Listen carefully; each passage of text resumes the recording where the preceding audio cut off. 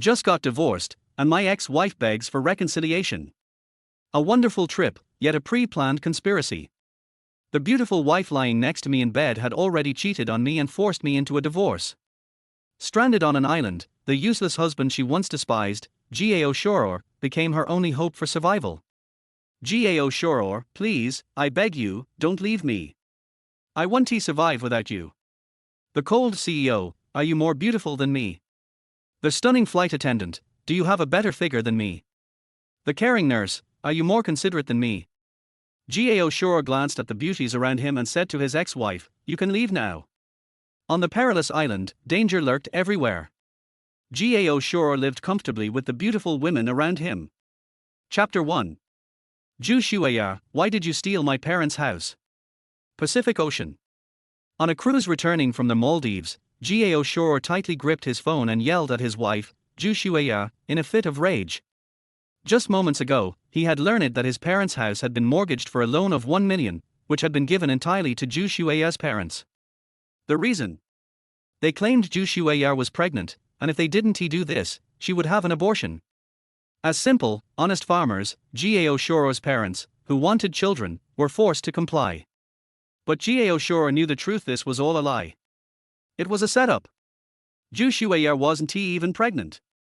What are you shouting for? I can hear you. Zhu Shuya, dressed in a sexy long dress, her stunning figure and beautiful face drawing attention, leisurely lay on a beach chair enjoying a sunbath. You're scamming us? When I get back, I'll sue you all. Gao Shuo shouted at her, his anger rising even more at her indifferent attitude. In the 3 years of their marriage, Gao Shuo could swear that he had never wronged Zhu Shuya in any way and had treated her incredibly well. He worked tirelessly for their family, treated her like a queen, and did everything at home like a servant. For this Maldives trip, Gao Shuo didn't even want to go.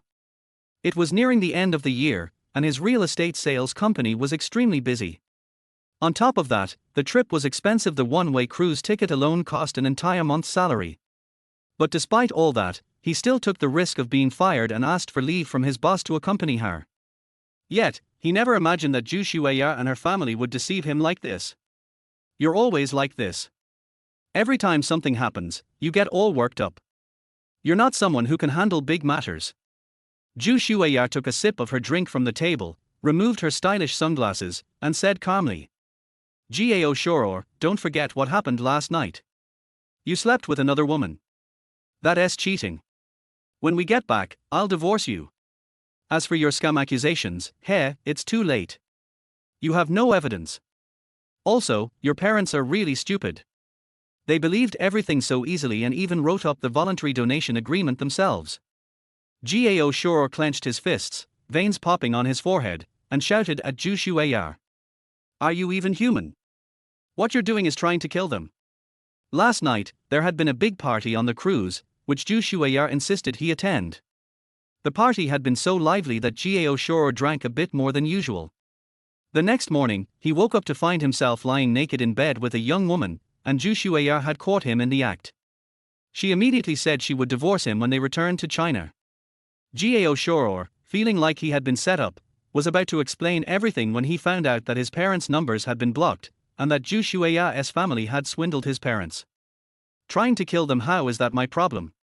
Gao Shuo, let me be honest with you. Even if nothing had happened last night, I was already planning to divorce you. After 3 years of marriage, you haven't changed one bit. You still make the same amount of money every month, and I don't see any future with you. Living with a useless man like you is a waste of my time. I don't want to live like this anymore. Zhu Shuya said coldly.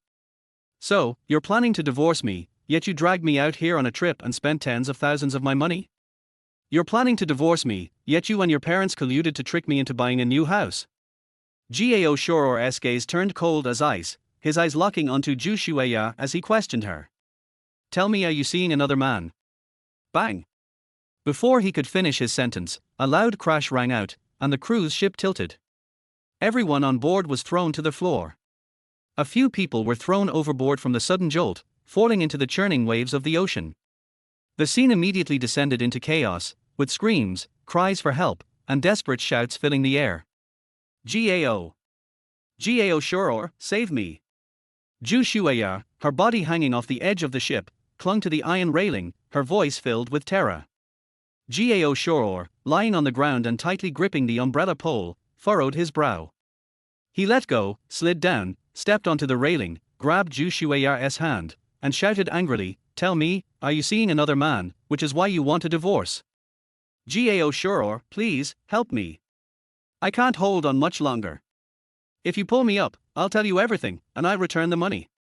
Zhu Shueya screamed desperately.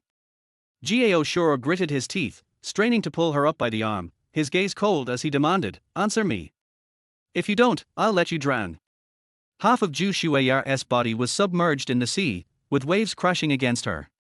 She had swallowed several mouthfuls of seawater. "I'll tell you. You're right, I already have a new man. But now it's too late for you to know." Zhu Shueya, now pulled back onto the ship, finished her sentence and pushed Gao Shuo away. Gao Shuo's eyes widened in shock as he stared at Zhu Shueya, her face expressionless. He fell vertically, plunging into the turbulent ocean below. He couldn't believe it, not even until the moment he fell into the water, that the wife he had lived with for 3 years, sharing the same bed and life, could be so ruthless. In the freezing cold water, Gao Shuo swam with all his might, desperately telling himself not to die, that he needed to survive and get revenge on that vicious woman, Zhu Shueya. But the waves were too strong, crashing over him with relentless force. Soon, his strength gave out, and he closed his eyes in despair, allowing the waves to pull him, waiting for death to come. Cough, cough, cough. On a beach, Gao Shuo, his body battered and washed ashore by the waves, suddenly coughed a few times. Groggily, he opened his eyes. Pain coursed through his body, and he grimaced in agony. Enduring the pain, his cracked lips dry, Gao Shuo struggled to stand. Before him stretched the vast, rolling blue ocean, with flocks of seagulls squawking in the sky. "So, I'm not dead after all. Guess I really am lucky. But where the hell is this place?" Gao Shuo turned and surveyed his surroundings. From the terrain, it looked like an island. He walked a short distance before spotting a figure rapidly approaching. "You must be a passenger from the Phoenix too. We're both survivors. Come with me," said the young woman in sportswear, who was walking toward him. Gao Shuo, still cautious, followed her from behind. After walking for a few minutes along the beach, he saw a large group of people sitting under the shade of a coconut tree in the distance. From their clothing, they seemed to be passengers from the cruise ship. Then, as he gazed at a familiar face in the crowd, Gao Shuo's expression turned murderous. "Zhu Shueya, you bitch, I'll make you pay." He shouted at the woman sitting in the group and charged forward angrily. Chapter 2. When Zhu Shueya saw Gao Shuo, she was immediately startled and frantically shouted, "Help! He's going to kill me!" The women sitting around her quickly got up and blocked Gao Shuo. "Get the hell off me! This is between me and her!" Gao Shuo yelled, struggling against them. "Zhu Shueya, are you even human? You tricked my parents into mortgaging their house because some random man outside wanted me to divorce you, and then you pushed me into the sea. I've served you for 3 years, loved you for 3 years, and you repay me like this? Has your conscience been eaten by dogs?" Gao Shuo continued to curse, his anger boiling over. The surrounding people tried to calm him down, and Gao Shuo reluctantly sat down in the sand, his eyes fiercely glaring at Zhu Shueya. "What's going on between you two?" asked a woman in her 30s, wearing glasses, who spoke up. Just as Gao Shuo was about to speak, Zhu Shueya suddenly started crying pitifully. She pointed at Gao Shuo, her voice full of fear as she spoke. "Yes, Gao Shuo, my husband of 3 years. Last night, during the cruise party, he got drunk and slept with another strange woman. I caught him in the act. I want to divorce him, but he refuses, and now he is threatening to kill me if I do. I don't know what to do. Can anyone help me? I don't want to die." Her twisted version of events left Gao Shuo utterly stunned. How could she have the face to say such shameless things? Cheating and then trying to kill your wife. What a disgusting man. A scum like you deserves to be eradicated by society. How are you still alive after falling into the sea? We can't let this violent man stay with us. We're all women, and being around him is dangerous. Yeah. Get rid of him. I don't want to be near a scumbag like that for even 1 minute. After hearing Zhu Xueya's words, the women around them all looked disgusted and contemptuous, pushing him away. Gao Shuo glared at Zhu Xueya, whose face was smug with satisfaction, and then turned his furious gaze to the women surrounding him, speaking in a harsh tone. Fine, you've really made your choice. Everything is being watched. Karma will come for this wicked woman you're helping. And Zhu Xueya, listen carefully. I, Gao Shuo, am not dead yet. As long as I'm alive, I'll get my parents' house back and make you pay for your viciousness. He turned and walked coldly toward the beach. Arriving at an isolated stretch of sand, Gao Shuo kicked at the sand in frustration, his anger toward Zhu Xueya still burning in his chest. But once his anger subsided, Gao Shuo knew he had to think about survival. Stranded on a deserted island, before rescue teams arrived, he had to figure out food, water, and shelter. Only by surviving and being rescued could he get the house back and take revenge on that wicked woman. Instinctively, he reached into his pocket for a cigarette, but realized it had been soaked by the seawater. Looking at the lighter in his hand, a flicker of joy appeared on his face. With fire, he could cook. Gao Shuo walked toward the receded shoreline, determined to find something to eat. As he walked over the exposed gravel shoals, he turned over stones, looking for food for the night. But after walking quite a distance, all he found were a few small wild oysters and some unidentified sea snails. Before, I watched those videos of people gathering food by the sea, and they would catch octopuses and lobsters. Why am I so unlucky? Gao Shuo sighed, holding the tiny seafood that wouldn't even fill him up. However, as he ventured further, he noticed something strange. The beach was exceptionally clean, with no trash or signs of human habitation anywhere. Just as Gao Shuo was about to turn back, he furrowed his brow and quickly ran ahead. In a puddle, a black sea fish was thrashing about. Gao Shuo's eyes lit up with joy as he rushed to grab it. This fish weighed at least 2 or 3 pounds, enough for a decent meal. After killing the fish, Gao Shuo placed it on some large leaves, propping it up on the sand. He then went to the edge of the forest to gather dry twigs and kindling, starting a fire. He placed 2 branches on either side of the fire to make a stand, and skewered the fish, roasting it over the flames. The oysters and sea snails were also placed around the fire to cook. Soon, the delicious aroma of roasted fish filled the air. When the fish was finally cooked, Gao Shuo eagerly tore off a piece and tasted it. It was a bit salty but surprisingly fresh, not the best fish he had ever had, but after starving for so long, it was the best meal he had ever eaten. Can you share some of the fish with me? I'm really starving. A voice suddenly came from behind, startling Gao Shuo, who was eating the fish. He quickly grabbed the wooden stick he had collected earlier for protection and turned around. Standing behind him was a young woman wearing a shoulder-bearing knit sweater, looking very beautiful. She was gazing at him with an eager expression. Don't be alarmed. I'm also a passenger from the cruise. I'm really starving. If you give me half of your fish, I'll agree to anything you want. Gao Shuo studied her carefully. He didn't recognize her, so he remained cautious and responded coldly. I don't need anything from you. Just leave. Although she was beautiful, with the island situation as it was, Gao Shuo had no interest in anything unrelated to survival or revenge. Right now, his only goal was to get back at Zhu Xueya. Don't be so quick to refuse. If you share half of the fish with me, I'll tell you a secret, something about whether we can ever go back. You definitely want to know. She spoke with urgency, looking at him eagerly. Gao Shuo frowned, sizing her up for a while. He then tore off a piece of the roasted fish and handed it to her. Thanks. She responded with excitement, quickly walking over to take the fish from the stick, then sat beside him, eating it hungrily.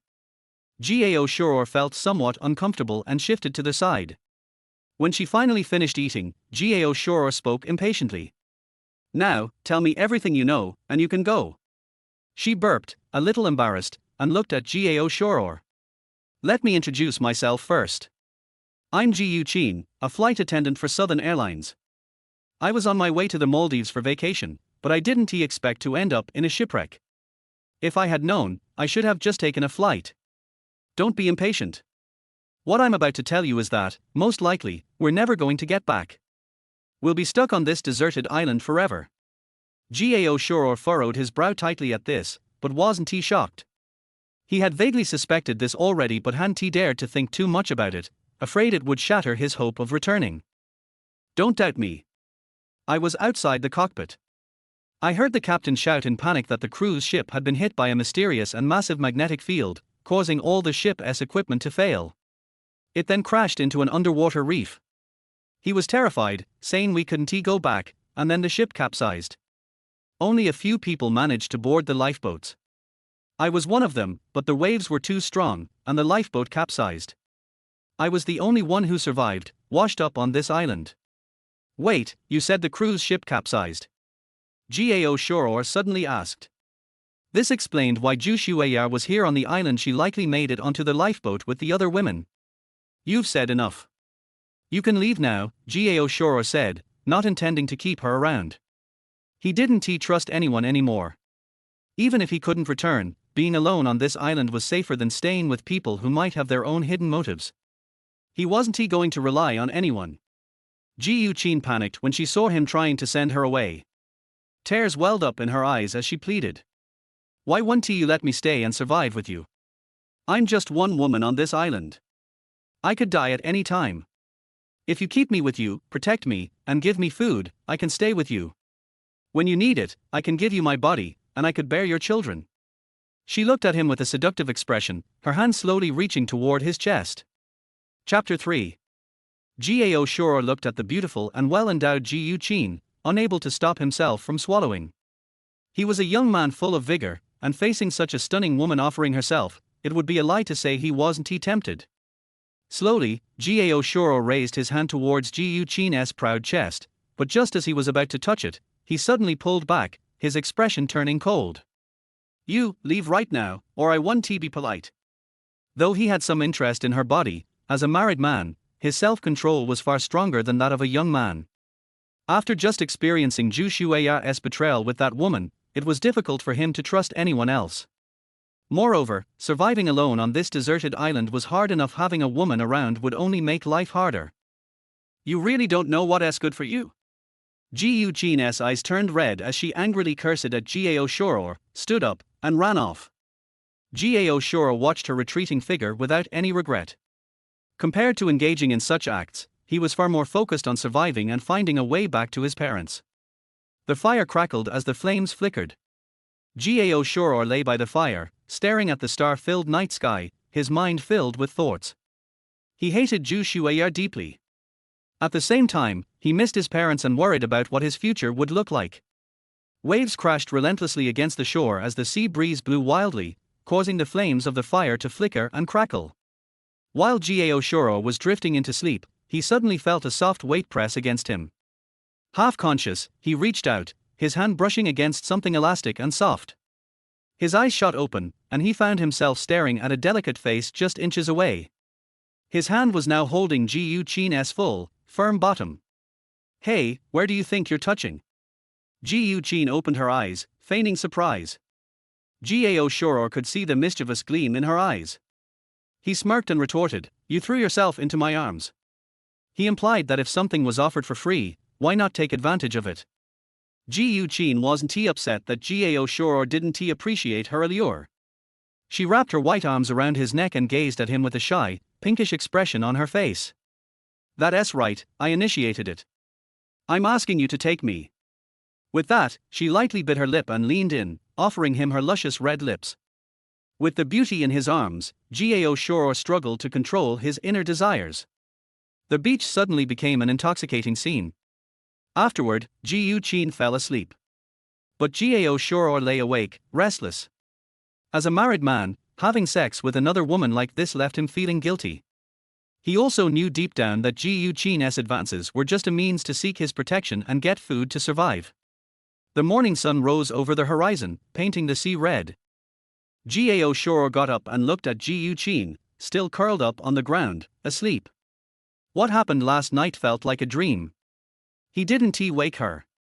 Instead, he added more branches to the dying fire and picked up a wooden stick to go beachcombing for food. Of course, he wasn't about to trust Ji Yuqin just because they had been intimate.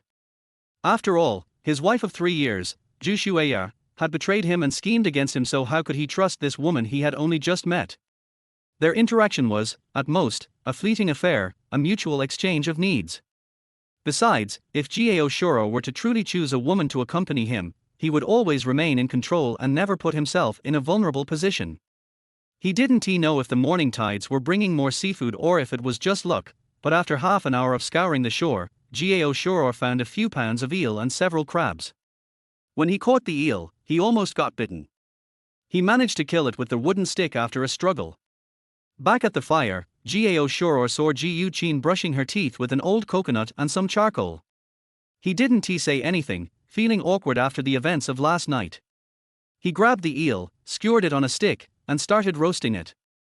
The crabs were tossed next to the fire. It seems I made the right choice. To survive on this island, I need to stick with you, Ji Yuqin said, handing him the coconut, sitting close to him with a sweet smile. If it were me, I wouldn't have been able to catch these things, she added.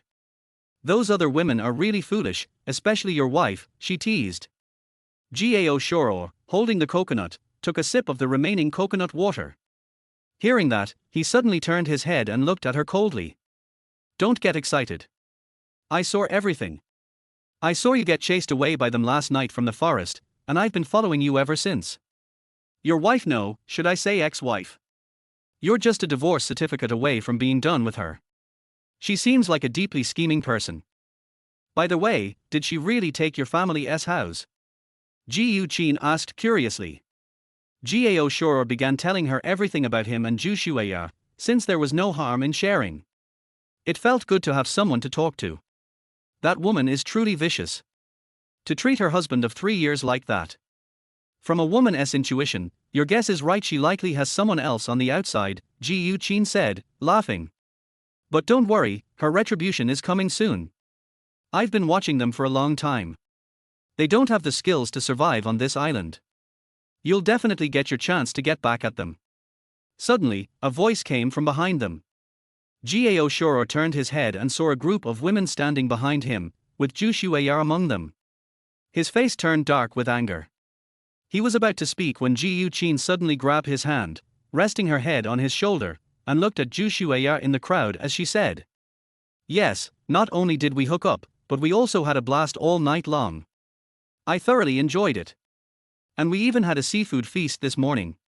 My dear, aren't you impressive?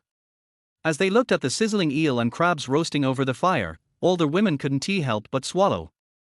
Since the shipwreck yesterday, none of them had eaten anything, and they were starving. Heh, so you caught a few eels and crabs. That's all this guy is capable of, Zhu Shueya said disdainfully. The rescue team will be here soon. By then, we'll have whatever we want to eat. As for envying you, that's just stupid. Ji Yuqin chuckled twice, stood up, and smirked mockingly. You guys are the ones who are stupid. You're still fantasizing that the rescue team will come. Sigh, seeing how foolish you are, I have to tell you the truth and crush your hopes. The rescue team won't come. None of us will ever leave. There's a huge magnetic field here, and that's what caused the cruise ship's systems to fail. No one will find us. At these words, the expressions of all the women turned to shock. Chapter 4. You're talking nonsense. The rescue team will definitely come and take us back. We will definitely make it back. A younger girl, dressed in an exquisite dress, shouted with urgency. Ji Yuqin sneered and said, This is why you people are so stupid. Think about it carefully. Why did the cruise ship suddenly have a shipwreck? It's because the ship encountered a magnetic field, causing all the equipment to malfunction, which led to the crash on the reefs. Don't refuse to believe it. This is what I heard the captain of the cruise ship say himself. He was just as desperate as you all were at the time. It's impossible. I don't believe it. The rescue team will come. I will definitely get back home. The girl collapsed completely at these words, yelling and running off into the distance. What do you mean by telling us all this? Are you trying to make us despair and fear? A woman in a black coat, with an air of elegance, looked at Ji Yuqin coldly and said. Yes, that's exactly it. I'm doing this to get back at you all, for my dear. Ji Yuqin smiled brightly and looked at them. The dumbest thing you did was drive away Gao Shuo, the only man on this island. Without him, none of you will survive. But this is just an appetizer. You'll regret it more and more as time goes on. Gao Shuo was sitting on the sand, flipping through the golden brown eel he was roasting, feeling quite pleased with himself. Ji Yuqin, this woman, looked so beautiful and harmless, but she sure knew how to kill people with psychological manipulation. He reminded himself to stay wary of Ji Yuqin and not to be schemed by this smart woman at some point. Gao Shuo, we're not divorced yet. Legally, I'm still your wife. You owe me the eel and crabs you've roasted, it's your duty. Zhu Shuo glared at Gao Shuo with cold eyes and spoke in a commanding tone. Gao Shuo tore a piece of eel and, in front of all the women, put it in his mouth. He then turned, his expression dark, and said to Zhu Shuo, do you think you deserve to eat the eel I caught? When you tricked me out of my house, schemed against me, and pushed me into the sea, did you ever think that we were legally married? Zhu Shuo clenched her fists tightly, her face full of anger, staring at the aromatic eel meat, clearly desperate to eat it. Do you want to eat it? Ji Yuqin picked up a crab and walked up to Zhu Shuo, waving it in front of her, smiling. If you tell everyone here the truth about how you schemed against Gao Shuo, I'll give you this crab. A gentleman's word is his bond, one keep my promises. Zhu Shuo furrowed her brow, clearly hesitant. She didn't want to speak the truth, but the temptation of the crab was too great, and she was incredibly hungry at this moment. I admit I lied last night.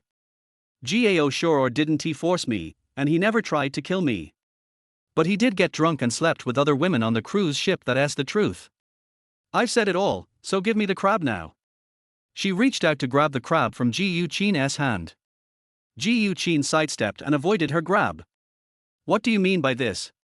You just said that as long as I told the truth, you'd give me the crab. Zhu Shuo yelled in frustration. I did say that, but I'm a woman, not a gentleman. Isn't it normal for my words not to count? Ji Yuqin smiled alluringly, smugly continuing, you should have known better. Now, that's enough to make the others dislike you. As Ji Yuqin had predicted, the other women were now casting cold glances at Zhu Shuo. Her lies from last night had been exposed, and now she was the target of everyone's disdain. Zhu Shuo was both furious and desperate, but in the face of Gao Shuo and Ji Yuqin, she had no way out. This woman is clearly trying to stir up trouble between us. She wants us to rely on Gao Shuo for food. Think about it, he is the only man on this island. If we depend on him, we all know what he will do. And I don't believe the country won't find us. With technology the way it is, we will definitely make it back. The older woman from last night said a few words and turned to leave. The others, although salivating over the roasted eel and crabs, followed suit and walked away. Hey, you're wrong. I'm not asking you to rely on Gao Shuo, I just want you to envy him. Without you all, it would be much easier for Gao Shuo and me to survive. Ji Yuqin smiled confidently and elegantly ate the crab in her hand. Zhu Shuo, who had not left, looked at Gao Shuo with a complicated expression. She quickly walked up to him, her voice tinged with tears. Husband, I was wrong. I shouldn't have done such stupid things to you. When we get back, I'll give the house back to you. Whatever punishment you want to give me, I'll accept. Just please give me some food and let me stay. I lied to them. After we get back, they will certainly ignore me and bully me, and I won't survive. Please, remember our 3 years together. Let me stay. Please, I beg you. Ji Yuqin walked up to Zhu Shuo, raised her hand, and slapped her face with a crisp sound. You're shameless, aren't you? How dare you say such things? Don't think this will be so easily resolved. It won't. I'll make you suffer more and more for what you've done to Gao Shuo. Endless revenge, because that's what a wicked woman like you deserves. Zhu Shuo fell to the sand, covering her face, and cried as she shouted at Gao Shuo. Husband, do you really want to see me get bullied by them? Have you forgotten how much you loved me and took care of me? Leave. Gao Shuo replied coldly. After Zhu Shuo stormed off, Ji Yuqin walked up, placed a hand on Gao Shuo's shoulder, and said, not bad. I thought you'd really feel sorry for her and let her stay. But once she leaves, her life won't be easy. Those women are not easy to deal with. Gao Shuo didn't respond. He took the eel off the fire, left half for Ji Yuqin, and began to eat heartily. What Ji Yuqin didn't know was that he was feeling particularly pleased at the moment. Zhu Shueya getting her comeuppance was making him feel on top of the world. After finishing his meal, Gao Shuo picked up a wooden stick and headed towards the forest. He was planning to search for fresh water. Without fresh water on this deserted island, they wouldn't survive. He had barely walked into the woods when he suddenly turned around, gripping his stick tightly, shouting, "Who's there? Come out." A young woman walked out from behind a large tree, nervously looking at Gao Shuo and said, "Don't be nervous. I followed you because I'm so hungry. I need something to eat. I beg you, please give me something to eat. If you do, I'll make you feel good. You can do anything to me, and I'll cooperate." As she spoke, she began unbuttoning her clothes. Chapter 5. The button of the shirt was lifted up by the woman's white jade hand, and Gao Shuo was relieved instantly, but it also gave Gao Shuo a great shock. Even if it's for food, you shouldn't do this. Gao Shuo was originally immersed in the pleasure of Zhu Shueya being slapped in the face, and the sudden appearance of the woman made this pleasure go awry. A man and a woman, naked in the mountains and dense forests, just appeared in front of him. Any man would have a reaction. But Gao Shuo was sober, the other party was for food, in other words, to survive. That's why he made such a move. "I'm really hungry, please, Gao Shuo, whatever you want is fine." The woman looked like she was begging for mercy, and her personality and humanity had all turned into the most primitive animality, which was somewhat consistent with this deserted island. "Why should I give you food? Do you think I need women?" Gao Shuo knew that on this deserted island, the more people around him, the less likely he would survive. This is not a city, and all survival supplies need to be handled by him. Bringing a family is naturally the worst choice. Besides, there is already a Gu Qin around, and the physiological needs can be met. Seeing Gao Shuo's cold attitude, the woman obviously gave up and rushed directly into Gao Shuo's arms. The pat on the chest and the orchid scent of the woman's red lips wrapped around his ears made Gao Shuo's body tremble. "My name is Shu Lily, I am a massage therapist. As long as you give me food, I will not only let you sleep, but also give you a massage. You must be very tired on this island. Wouldn't it be easier with me here?" The orchid in her mouth was like a psychedelic mist. Shu Lily's weak and low voice kept knocking on his mind. At this moment, the sky was hot, and on the deserted island, the sea breeze was blowing, making it even drier. Being held tightly in Shu Lily's arms, Gao Shuo's passion was difficult to suppress. Seeing Gao Shuo's reaction, Shu Lily also took advantage of the victory and pursued him. Her jade fingers were like a swimming dragon, making Gao Shuo fall into her trap. Originally, Gao Shuo came out just to find fresh water, but he didn't expect that before he found fresh water, he encountered a pool of spring water. After a while, Gao Shuo put on his clothes. Looking at Shu Lily, Gao Shuo's emotions were a bit complicated, but it only lasted for a short time. Gao Shuo knew that no one could go back on this deserted island, and she, a woman, had poor survival ability. Using her body to survive, Gao Shuo would not mock her in this predicament. However, in order to avoid unnecessary trouble, Gao Shuo still had to remind her. "Follow me, I can also give you food. But it's not for nothing. If you want to survive on this island, you also need to do what you can. If the eldest lady can't bear this hardship, don't blame me," Gao Shuo said straightforwardly. As a man, Gao Shuo would naturally take on those physical tasks, but at the same time, Gao Shuo also knew that if these women regarded him as a big enemy and thought that they could eat for free with their bodies, then they were wrong. Gao Shuo remembered the lesson that Zhu Shueya, the bitch, taught him clearly. Even if he was on a deserted island now, Gao Shuo would be wary of being backstabbed. "I understand, don't worry, I've heard about you," Zhu Shueya lied, "it was her fault. I just want to survive. If I really can't go back, being with you is the best choice." Shu Lily was very decisive and didn't hesitate at all. But she also knew that Gao Shuo was not that kind of person. If she hadn't thrown herself into his arms, Gao Shuo probably wouldn't even look at him. After all, there is a fundamental difference between being active and being passive.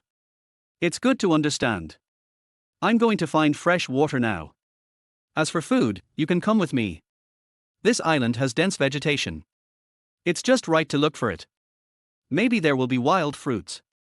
Gao Shuo said, turning around and continuing forward. Shu Lili did not dare to neglect and hurried to follow.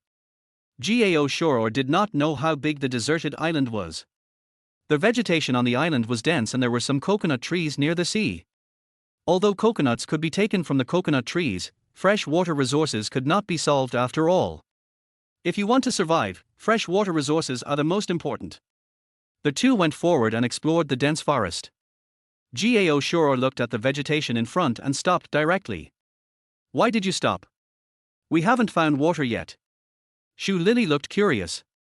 Gao Shuo squatted down and grabbed the soil with one hand. It should be soon.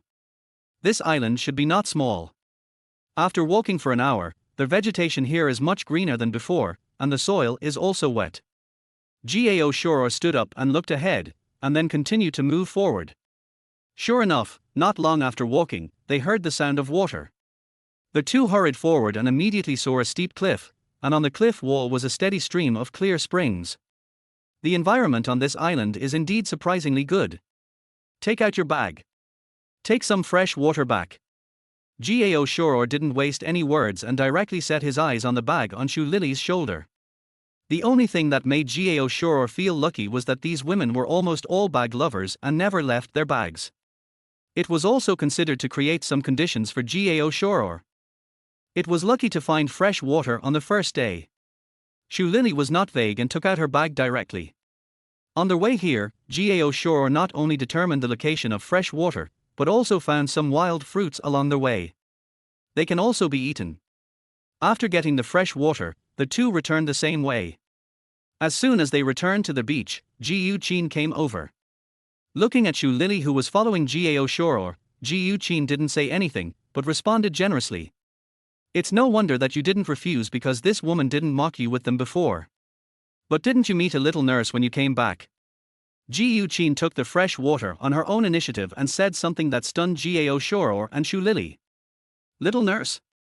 What little nurse? Gao Shuo was also a little confused.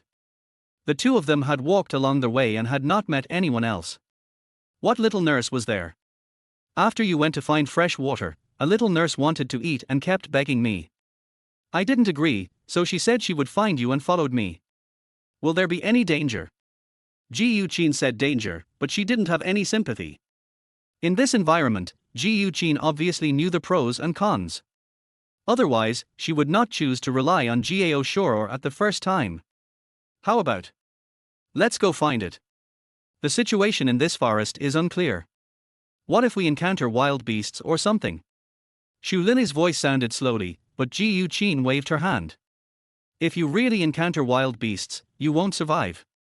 Do you still want Gao Shuo to face wild beasts? If Gao Shuo gets into trouble, we won't survive. Ji Yuqin was absolutely rational and did not agree with Shu Lili's words. Gao Shuo also nodded in agreement. He didn't need to take risks for strangers. On this island, survival is the only purpose. Getting into trouble for the sake of saving people is the most stupid behavior. Just as they were talking, there was a rustling in the forest behind them, and even a few roars were heard. What is this? The sound of wild beasts.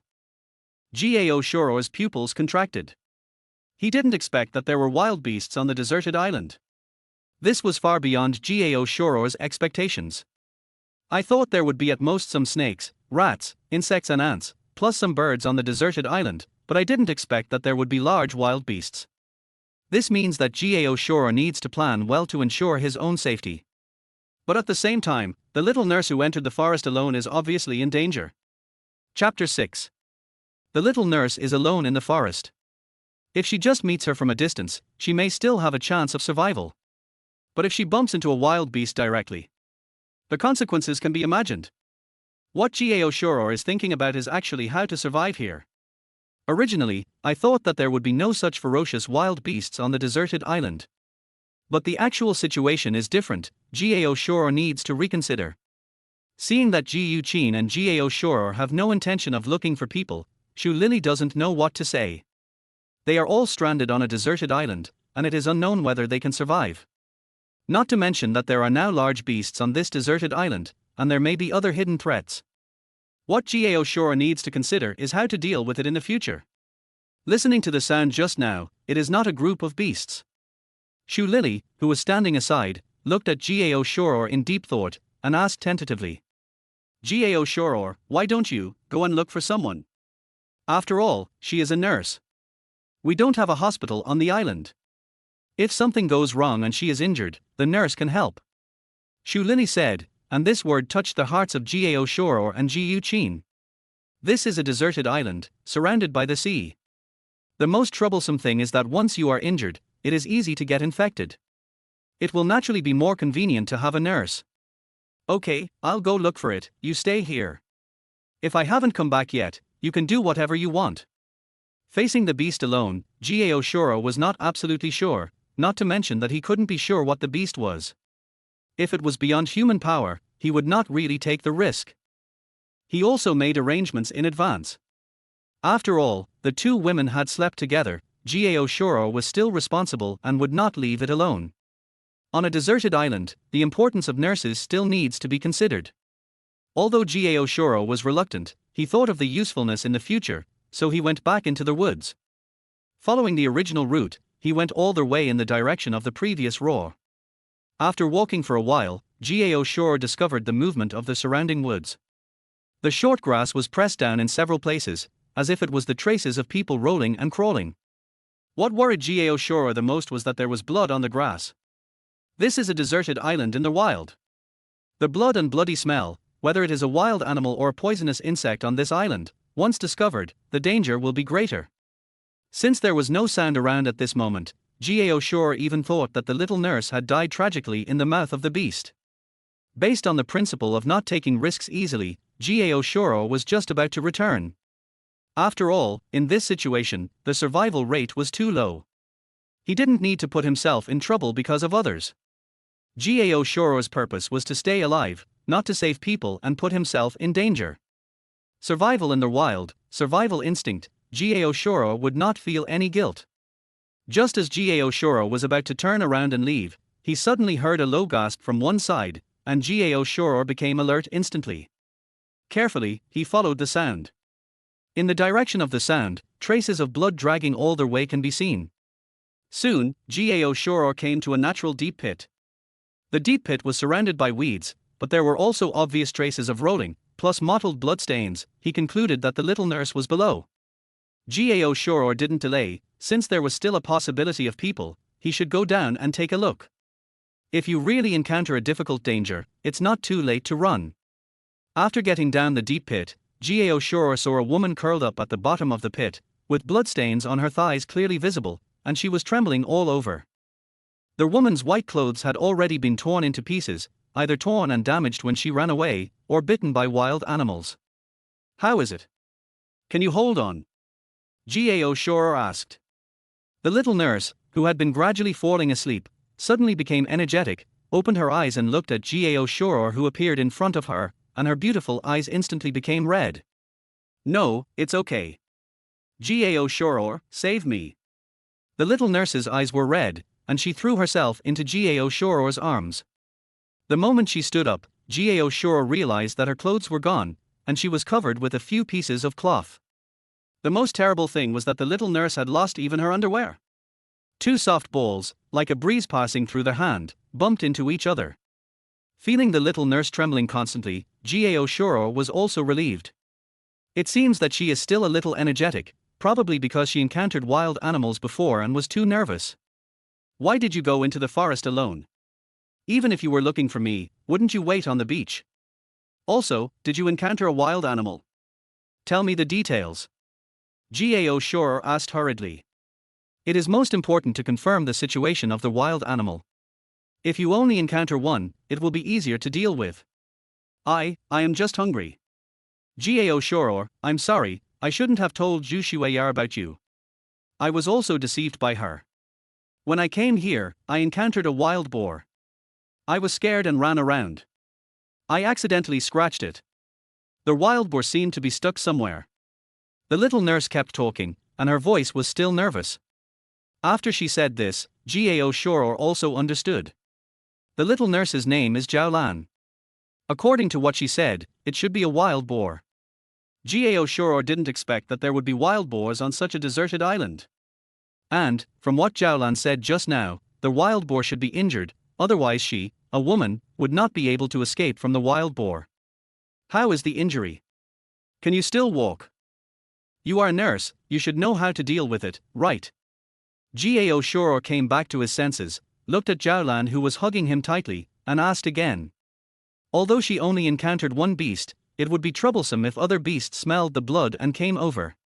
Stop the wound as soon as possible, it is the most important thing. The grass over there can stop the bleeding. I didn't have the strength to do it before.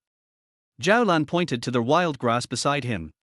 Gao Shuo listened and immediately went forward to pick the wild grass. He followed Zhao words, crushed it, and applied it to the wound on his thigh. Despite the twists and turns, Zhao thigh is still delicate, and the silky feeling is also irresistible. And here. Zhao face was red, and the whole person turned his head away, but his hands were tearing the rags on his chest. The beautiful scenery that jumped into his eyes in an instant really made Gao Shuo a little confused. Soon, Gao Shuo noticed that there were some scratches on Zhao collarbone, close to the ravine. Gao Shuo swallowed his saliva. Although he had slept with Xu Lili and Ji Yuqin, Zhao shy look was natural and didn't look like a disguise at all. She was nervous and her body trembled slightly. It made the scene in front of him more vivid. Gao Shuo calmed his mind and began to apply the medicine, but after he started, the slight tremor caused by the touch made him more excited. Zhao suppressed a muffled groan, and Gao Shuo trembled all over when he heard it, and quickly withdrew his hand. Chapter 7. Zhao came forward shyly. Yes, if I do that with you, I can stay with you. Zhao voice was weak, as if she was testing, or asking. Gao Shuo was confused by her words. Now everyone is on a deserted island, with Gao Shuo as the only man. Survival is not a problem for rural girls, but for these city girls, who are spoiled and have no common sense, their chances of survival are slim. So, the only man, Gao Shuo, became a hot commodity. Perhaps it was because Ji Yuqin admitted in front of everyone that she slept with Gao Shuo before, which made her think that only in this way could she survive with Gao Shuo. Who told you this? I'm not that dirty. Gao Shuo said. These women probably thought that on such a deserted island, they had no ability to survive, and the only thing they could do was to please Gao Shuo with their bodies. Gao Shuo was speechless about their thoughts. But it is understandable. On a deserted island, the fittest survive, and this is just a way for them to survive. I just can't stand what that bitch does. Gao Shuo said directly. He always hated Zhu Shuoyar. If it weren't for her, how could his parents and his life become so bad? If it weren't for her, how could he let himself suffer such humiliation? Listening to Gao Shuo's words, Zhao also fell silent. At this moment, Zhao breathing became rapid as if a worm was crawling on his body. Gao Shuo's hands were very hot, and Zhao, who was already cold, was reluctant to let go. I want. Hold me tight. Zhao no longer entangled with the previous problem, but looked at Gao Shuo pitifully. The pleading eyes made people reluctant to refuse. Before Gao Shuo responded, Zhao put his arms around Gao Shuo's neck, his red lips fell, and his jade arms were like branches, hanging on Gao Shuo. In this atmosphere, the primitive nature is quietly released. The mountains and fields around the deep pit are green, as if returning to the primitive, and the disclosure of animal nature seems to become reasonable. The spring breeze in the deep pit, accompanied by the heat of Zhao whole body, hummed softly. Keep your voice down, otherwise it will attract wild animals. Gao Shuo reminded. After a while, Zhao was sweating and panting. He leaned in Gao Shuo's arms, still tender. Put on your coat. Is the injury not harmful? Gao Shuo took off his coat and handed it to Zhao. It was already evening, and after a day of tossing, they only found fresh water. On this deserted island, the slower the progress, the more anxious Gao Shuo became. Zhao nodded obediently. Gao Shuo then took Zhao out of the deep pit. As soon as he walked out, Gao Shuo became alert instantly. Zhao was so scared that he hid behind Gao Shuo. Because at this moment, what appeared in front of the two was a wild boar. The wild boar had a ferocious face and stared at the two fiercely. Gao Shuo also noticed that there were serious bite wounds on the wild boar's abdomen and legs. Obviously, it was in line with Gao Shuo's previous conjecture. It was unknown where the wild boar was injured. Judging from the injuries, it was probably bitten by other more ferocious beasts. You step back. Gao Shuo lowered his voice, then bent down and picked up the stone on the ground. When Gao Shuo stood up, the wild boar stumbled and pounced on him. Seeing the situation, Gao Shuo didn't care about dodging, and grabbed the wild boar that pounced on him, and smashed the stone in his hand. He ran towards the pig's head. Bang! Bang! Bang! After several consecutive hits, the wild boar was already seriously injured, and with Gao Shuo's consecutive hits, it died instantly. Gao Shuo's arm was also bitten by the wild boar and had blood marks. Fortunately, the wild boar was killed successfully without any danger. Gao Shuo, are you okay? Zhao Lan stepped forward in panic. He was scared when he saw Gao Shuo fighting with the wild boar. Seeing Gao Shuo injured, Zhao Lan also hurried forward. Fortunately, the herbs prepared before were still there, and Zhao Lan also hurriedly tore off the clothes and bandaged Gao Shuo. Looking at Zhao Lan's skillful movements, Gao Shuo felt relieved. Having a nurse is indeed less worrying. It's okay, the injury is not serious. This wild boar should have been attacked by other more ferocious beasts, otherwise I am not sure. Take this wild boar back, it will be enough to eat for a few days. Gao Shuo got up, dragged the wild boar corpse, and limped away with Zhao Lan. When night fell. At the beach. Ji Yuqin and Xu Lili were in low spirits at the moment. When they saw Gao Shuo coming back, they immediately surrounded him. Gao Shuo, you are injured. Ji Yuqin saw Gao Shuo's injury and asked about it immediately. It's okay, just a minor injury. We found the person and killed a wild boar. We can have an extra meal tonight. Gao Shuo grinned. But he felt a little lonely. When he came back from going out, there was a woman who came forward to show concern and waited for him to come back. This was supposed to be a warm scene, but Gao Shuo felt very uncomfortable. Because when he was with Zhu Shueya, the woman had never been like this. Even after working hard all day, he had to take care of her when he got home.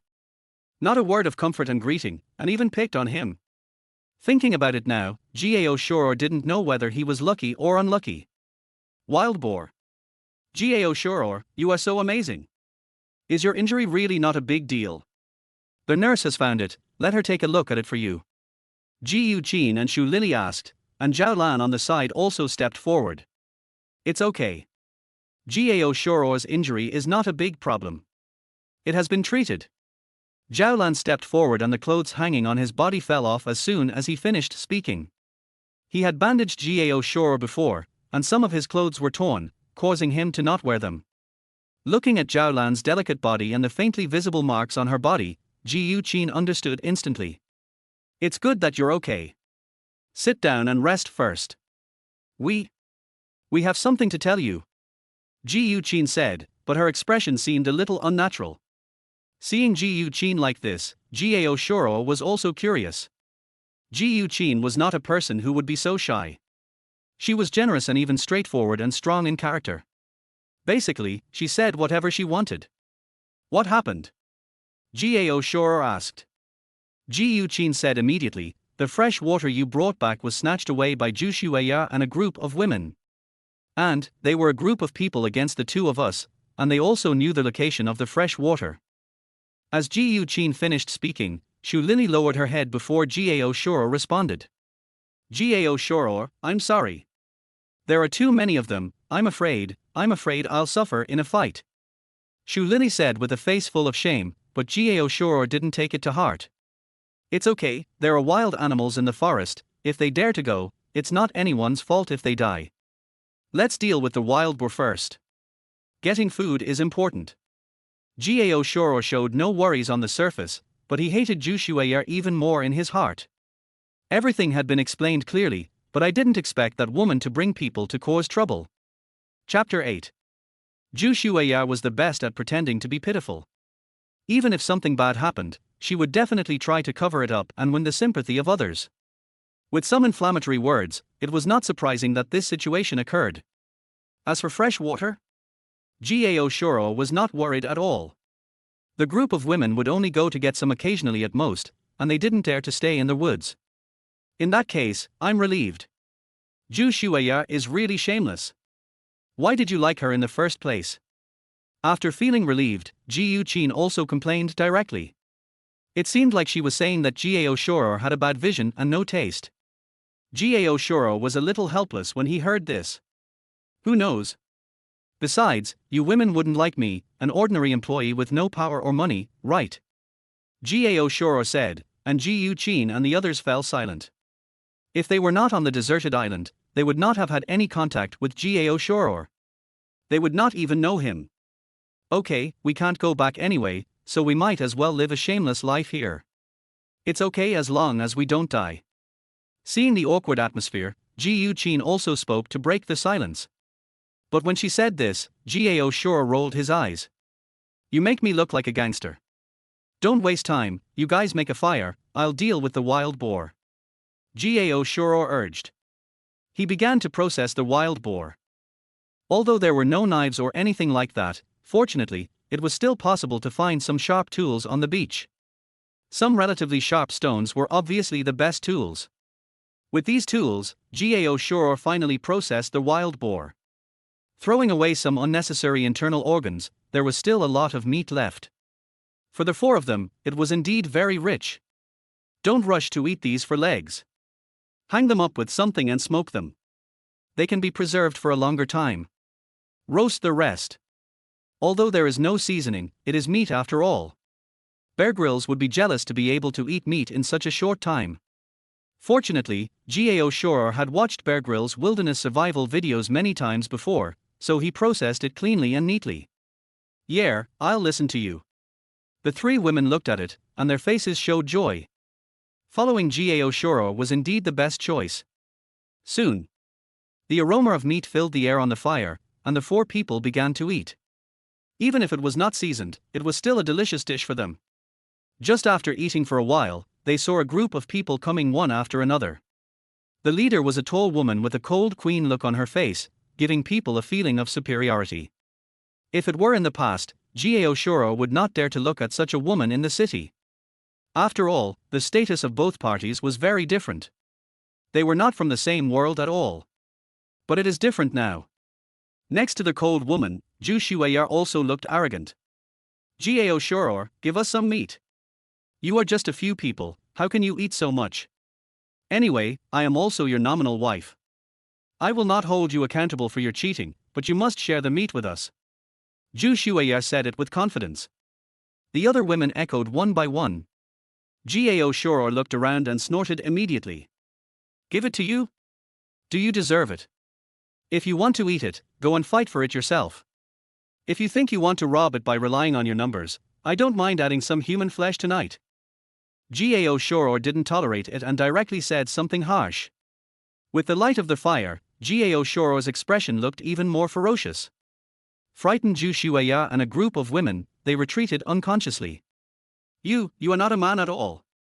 Gao Shuo, no matter what, I am your wife. You would rather give it to these bitches than to me. So many of us are still hungry, and you have the nerve to eat alone. Do you still have a conscience? Zhu Shueya still spoke arrogantly. But as soon as she said this, Ji Yuqin couldn't sit still. She stood up and stepped forward, raising her hand and slapping Zhu Shueya in the face. You are bitch. Gao Shuo killed wild boars for food, why should he give it to you? Don't you know the dirty things you did? Besides, this is a deserted island, no one can go back, even if you want, you have to beg Gao Shuo, not here to make decisions. Ji Yuqin's words made a group of women grit their teeth. In their eyes, Ji Yuqin and their behavior were very contemptible. But now that they were preached by Ji Yuqin, they were speechless. Zhu Shueya looked at them with resentment. The sudden slap made Zhu Shueya's face pale. You bitch dare to hit me. Gao Shuo, are you still a man? A vixen beats your wife, and you don't care. No wonder you cheated, you are a scumbag. Zhu Shueya exploded, and kept saying all kinds of offensive words. Unfortunately, her words were not painful to Gao Shuo. You cheated first, and robbed my house, and now you keep saying that you are my wife. Zhu Shueya, how dare you say such things?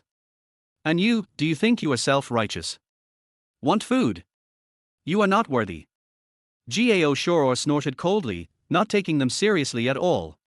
He didn't even ask them to settle accounts for the fresh water he robbed before. Now, they come directly to ask for it. And they say it as if it is a matter of course. This really makes Gao Shuo laugh.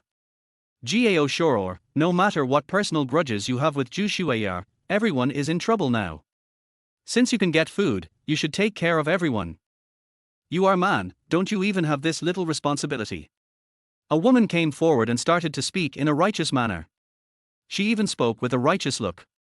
Her words not only made Gao Shuo laugh, but also Ji Yuqin and Shu Lili thought it was ridiculous. Hey, we are all women, aren't you too shameless to say that? Ji Yuqin spoke again. Shu Lili on the side also echoed. That's right, why should Gao Shuo be responsible for you just because he is a man? Do men have to be unconditionally good to women?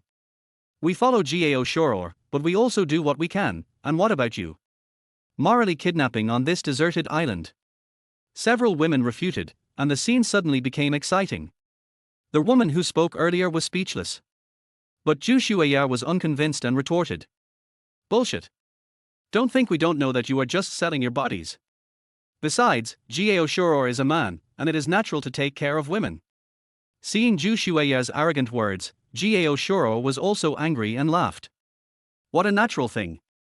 When we got married, you asked for a high betrothal gift, and I gave it to you, but what about your dowry? How many quilts? What? Men are born to owe you. Zhu Shuo, don't take yourself too seriously. Chapter 9. Always talking about men's responsibility? What's wrong with men? Do they have to work like cows and horses for them? This is not a big city, and there are no licking dogs to flatter them. In this situation, they are still self-righteous and morally kidnapped. It's really ridiculous. Gao Shuo has long been disappointed with Zhu Shuo, and now looking at her various faces, he feels even more disgusted. Gao Shuo. You are not a man. When we go back, I must let everyone know your virtue. Let you be ruined. Zhu Shuo was furious. Her husband actually stood with a few vixens to bully her. This made Zhu Shuo feel very uncomfortable. Go back. Humph, you are not stupid enough to think you can go back, right? He didn't understand what the situation is now. Can't these women tell it apart? They actually still think they can go back? The vast oceans on the earth account for the largest area, and there are even many places that humans cannot set foot in. Not to mention that they encountered a magnetic field, which almost disappeared from human technology. Their hope of going back is slim. Since you think you can go back, I won't stop you, but now please go away and don't interfere with our meat. On the fire, the aroma of wild boar meat is refreshing, which is a great temptation for people who have been hungry for a day. Even though Gao Shuo acted cold, the eyes of these women couldn't help but look at the wild boar. Gao Shuo, we haven't eaten anything for a day. We can't live long relying on fresh water. I can agree to whatever you want, but you need to share some of the meat with us. No matter how much money it is, I will definitely give it to you after I go back. Suddenly, the cold woman next to Zhu Shuo spoke. The voice was cold, without any emotion, and the eyes were even more indifferent, except for some throbbing when looking at the wild boar meat. Hearing this, Gao Shuo smiled immediately. Money? Do you think it's still useful here? As for going back? Even if I can go back, I won't take your stinky money. Gao Shuo refused without hesitation. Let alone whether he can go back or not, Gao Shuo doesn't like women who always use money to measure things. He has worked hard in the city for many years. Although he didn't make much money, he lived comfortably. If he hadn't met a bitch like Zhu Shuo, Gao Shuo's life would not have changed. You guys keep dreaming. Even if you can go back, it will take at least a few years, at most more than 10 years. I want to see how you can bear it. Gao Shuo snorted coldly and ate meat by himself. For these whimsical guys, Gao Shuo was too lazy to talk nonsense with them. After being lectured by Gao Shuo, the cold woman bit her red lips tightly. Looking at the wild boar meat, she finally endured it with her lips loose. She snorted coldly and turned away. Gao Shuo could get food, she didn't believe she couldn't do it.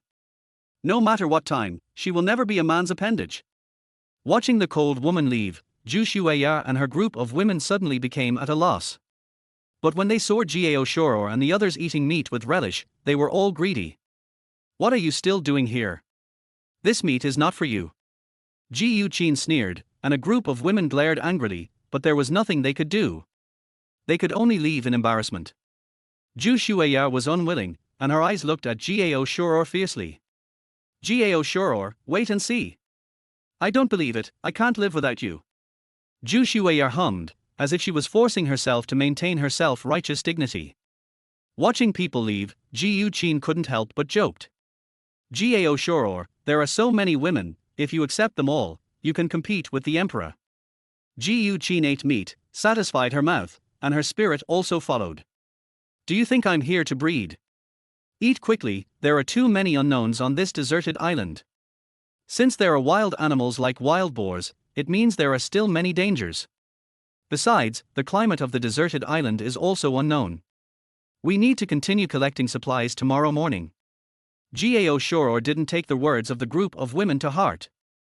He didn't care about Zhu Shueya even more. What he cared about was how to survive on the deserted island.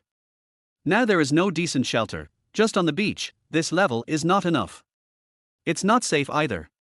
If a wild animal walks out of the forest, they will be unprotected and will definitely become the food of the wild animal. He doesn't care about others, but Gao Shuo will never put himself in such danger. What's more, there are 3 women now. It's not easy for a family to survive smoothly. The next day, the weather on the deserted island is changeable. It was sunny and windy the day before, but now it is cloudy. Gao Shuo looked at the gloomy sky and knew that he had to find a new place to live. Otherwise, once a heavy rainstorm comes, it is easy to be swept away by the waves on the beach. The sea has extreme weather, not to mention the deserted island in it. The weather is really changing. "Gao Shuo, what are we doing today?" Ji Yuqin, Shu Lily and the other 3 girls all looked at Gao Shuo. Gao Shuo is their backbone. Whether they can survive on the deserted island, all their hopes are pinned on Gao Shuo. Shu Lily and Zhao Lan, you two should collect as many useful materials as possible on the beach. You should know about sea catching, right? In addition, if there are any hard shells, you can also collect them. Ji Yuqin and I will go to the forest to collect other materials and find a more suitable residence. Otherwise, it will be troublesome when the heavy rain comes. Gao Shuo divided the actions and the 4 of them started to act. In the forest, Gao Shuo took Ji Yuqin to shuttle through the forest, searching and exploring while looking for a suitable place. The terrain of the deserted island is changeable, and it is not easy to find a suitable place to live. Moreover, there are wild beasts in the forest, which is the biggest threat. Here, take this bone, use it for self-defense at critical moments. Last night, using the ribs of a wild boar as a sharp weapon was the best tool Gao Shuo could find at present. Even if it is used for chopping wood, it can be barely used. Gao Shuo, why do you feel that you are very familiar with these? Do you have experience in surviving in the wild before? Ji Yuqin took the bone and looked at Gao Shuo in surprise. At first, when she followed Gao Shuo, Ji Yuqin was attracted by Gao Shuo's identity as a man. After all, in this environment, men's ability to survive is much stronger than theirs. Now that they have come into contact, Gao Shuo has brought her more and more surprises. No, it's just instinct. Stop talking nonsense, look around, don't go too far. Gao Shuo didn't explain too much. When people are forced into a difficult situation, they will naturally adapt to it. The 2 searched in the forest, while on the other side, Zhu Shueya's group of women obviously couldn't sit still. After all, the weather on the deserted island changed, and they hadn't eaten anything for a day and a night, and they were exhausted, so the crowd had already panicked. Chapter 10. President Mu, what should we do now? Everyone has been hungry for so long, and that damn Gao Shuo just won't give us any meat. I just went to see that guy hung the meat very high, and I couldn't get it at all. Some of the women complained and kept grumbling. Zhu Shueya was so hungry that her face turned pale, but the anger in her eyes did not diminish at all. I don't believe we can't survive without Gao Shuo. Isn't it just looking for food? Let's go find it too. Zhu Shueya gritted her teeth and said, and President Mu on the side listened to this and just glanced at Zhu Shueya lightly. Don't worry, everyone, listen to my arrangements. Mr. Mu Ruanian, spoke. She was originally a female CEO in the city, extremely cold and arrogant, and at the same time, she also had excellent leadership skills. At this moment, Mu Ruanian was still upset about what happened to Gao Shuo last night. She never relied on men, and her pride in her heart was no less than that of these women. In fact, no one can compare to her. Obviously, these women have known each other before, and they are still very convinced of a strong woman like Mu Ruanian. Mr. Mu, you arrange it. We will never be worse than a man. A group of women agreed one after another, and Zhu Shuier looked at them and nodded as well, but her thoughtful eyes were obviously thinking about other things. Everyone, form groups of 4 or 5, go into the forest and find a place that can shelter from the wind and rain. Then find something edible, preferably fruits, and if you can get meat, do your best. Wait until we gather together, and then distribute it, so that we can ensure that everyone survives. Mu Ruanian is worthy of being the president, and she quickly sorted things out in an orderly manner. The women also began to act. According to Mu Ruanian's arrangement, they entered the forest in groups.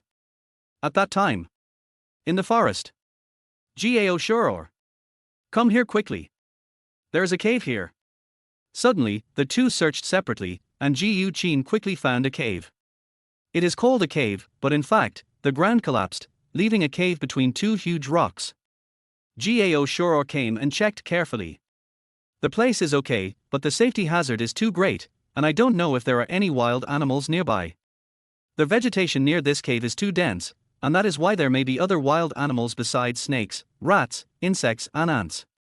But the deserted island looks big. We have such a short time, I'm afraid we can't find a suitable place. I think this place is okay. Ji Yu Qin said. They had no experience and could only listen to Gao Shuo's arrangements.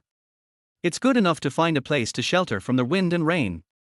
Gao Shuo thought again and again, watched the weather change, and finally nodded. Well, it can only be like this for the time being. Wait until we have the right tools, and then find a way to build a house. Gao Shuo touched his chin, but what he said made Ji Yu Qin stunned. Build house. Gao Shuo, can you do this? It seems that following you is really the wisest choice. Ji Yu Qin was overjoyed. She didn't expect Gao Shuo to have such an idea. If they can really build a house, their lives will naturally be much better. Now is not the time to be happy. Go call Shu Lily and the others, and bring all our things over. I'll deal with the surrounding area. Gao Shuo made arrangements, and then found hay to prepare for life. Fortunately, it hasn't rained yet. As long as we can start a fire and deal with the area around the cave, it won't be a big problem as a temporary residence. As for making a fire, Gao Shuo can only use the most primitive method now, turning wood to make fire. Fortunately, he has tried it several times before and has experience. Gao Shuo quickly started a fire, cleared the weeds around the cave, burned a certain area with fire, and then burned the cave with a big fire. This is what Gao Shuo learned from watching those wilderness survival videos. This kind of naturally formed cave will inevitably have a lot of things in it. After burning with a big fire, it can be effectively solved. And it can also make the moisture of the cave dissipate, making it more suitable for living. Who? Come out. Just as Gao Shuo was busy, footsteps suddenly came from behind him. Turning around, it was the cold woman. There were several women following her. You? What? Want to grab a place again? Gao Shuo squinted his eyes and looked at her. If he really wanted to use force, he would not be gentle with women. Gao Shuo, don't look at us with your dirty thoughts. We are here with President Mu to find a place.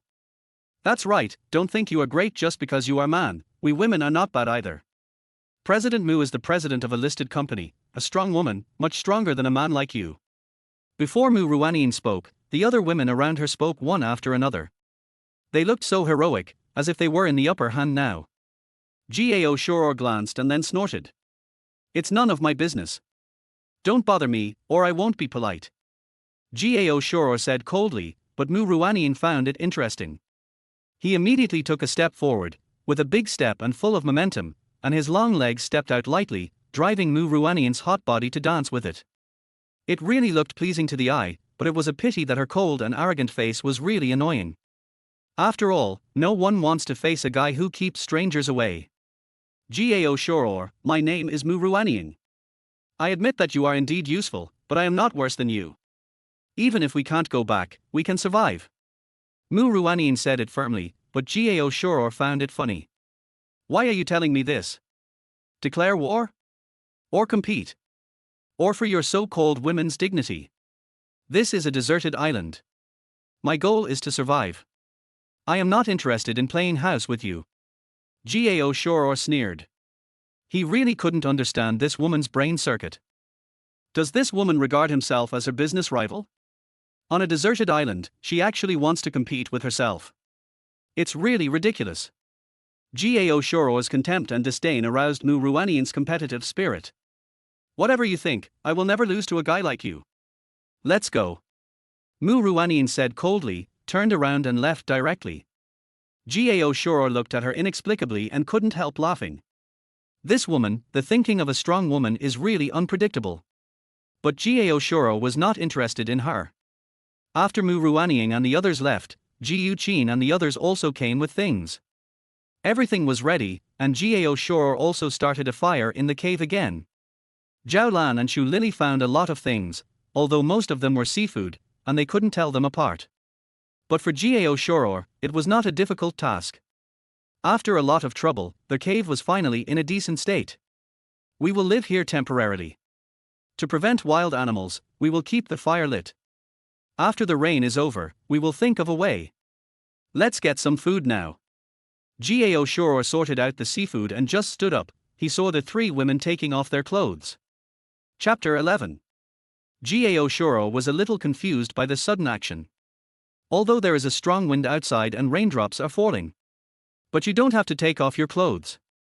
What are you doing? Looking at the three women, Gao Shuo was also puzzled. It has to be said that the three women not only have completely different personalities, but even their body shapes are different. There is a fire here, let's dry their wet clothes. Besides, you've already played it, haven't you? Why are you more reserved than us? Ji Yuqin was as straightforward as ever and just lay on Gao Shuo's body. Well, Tilda, we have just moved into a new house, how about I reward you? Ji Yuqin hummed, while Shu Lili and Zhao Lan, who were watching from the side, had already flushed red on their faces. If they were just alone with Gao Shuo, they could still accept it. Now, seeing Ji Yuqin's unruly look, they felt shy instead. Ahem, Ji Yuqin, are you a bit insane? What about these four people? What are you afraid of? They are all yours anyway. Lily, Xiaolan, if you are so shy, I will enjoy it by myself. Ji Yuqin is also bold, and her movements when hitting straight balls are amazing. He pounced on Gao Shuo directly. Shu Lili and Zhao Lan on the side blushed, but their eyes were fixed on him. I want one too. Shu Lili plucked up the courage to step forward. Zhao Lan was both shy and nervous, standing aside. Outside the cave, an inappropriate sound was heard. Bitch! You bitches! The sudden sound instantly brought the four people back to their senses and they stood up to look. Outside the cave, Zhu Shuya was being caught in the heavy rain, looking on with shock and anger on her face. After being discovered, Shu Lili and Zhao Lan instinctively covered up, although it was useless to hide. But they are also nervous and shy. But Ji Yuqin was different. She looked at Zhu Shuya provocatively. Who are you talking about, bitch? Zhu Shuya, are you jealous? Or envious? Or do you want to join in after seeing how good Gao Shuo is? Ji Yuqin's provocative tone made Zhu Shuya so angry that her face turned red. Gao Shuo was originally her husband, but now he is doing this with three women. And I caught it myself. Even though Zhu Shuya had lost her feelings for Gao Shuo a long time ago, when she saw this scene, she felt an indescribable discomfort in her heart. Fart. I'm not envious. Gao Shuo, you really make me sick. Zhu Shuya looked at him viciously. Nausea. Zhu Shuya, you cheated on me first, and you actually said I was disgusting. You deserve it. With your figure, I'm already tired of playing with you. Gao Shuo also responded rudely, saying I'm tired of playing with you, which instantly made Zhu Shuya angry. Ji Yuqin was fanning the flames. Gao Shuo, is mine better than hers? Does it make you more comfortable? Zhu Shueya gritted her teeth when she heard Ji Yuqin's provocative words. It feels like I have been greatly insulted. You bitches. Gao Shuo, you will die miserably when you return.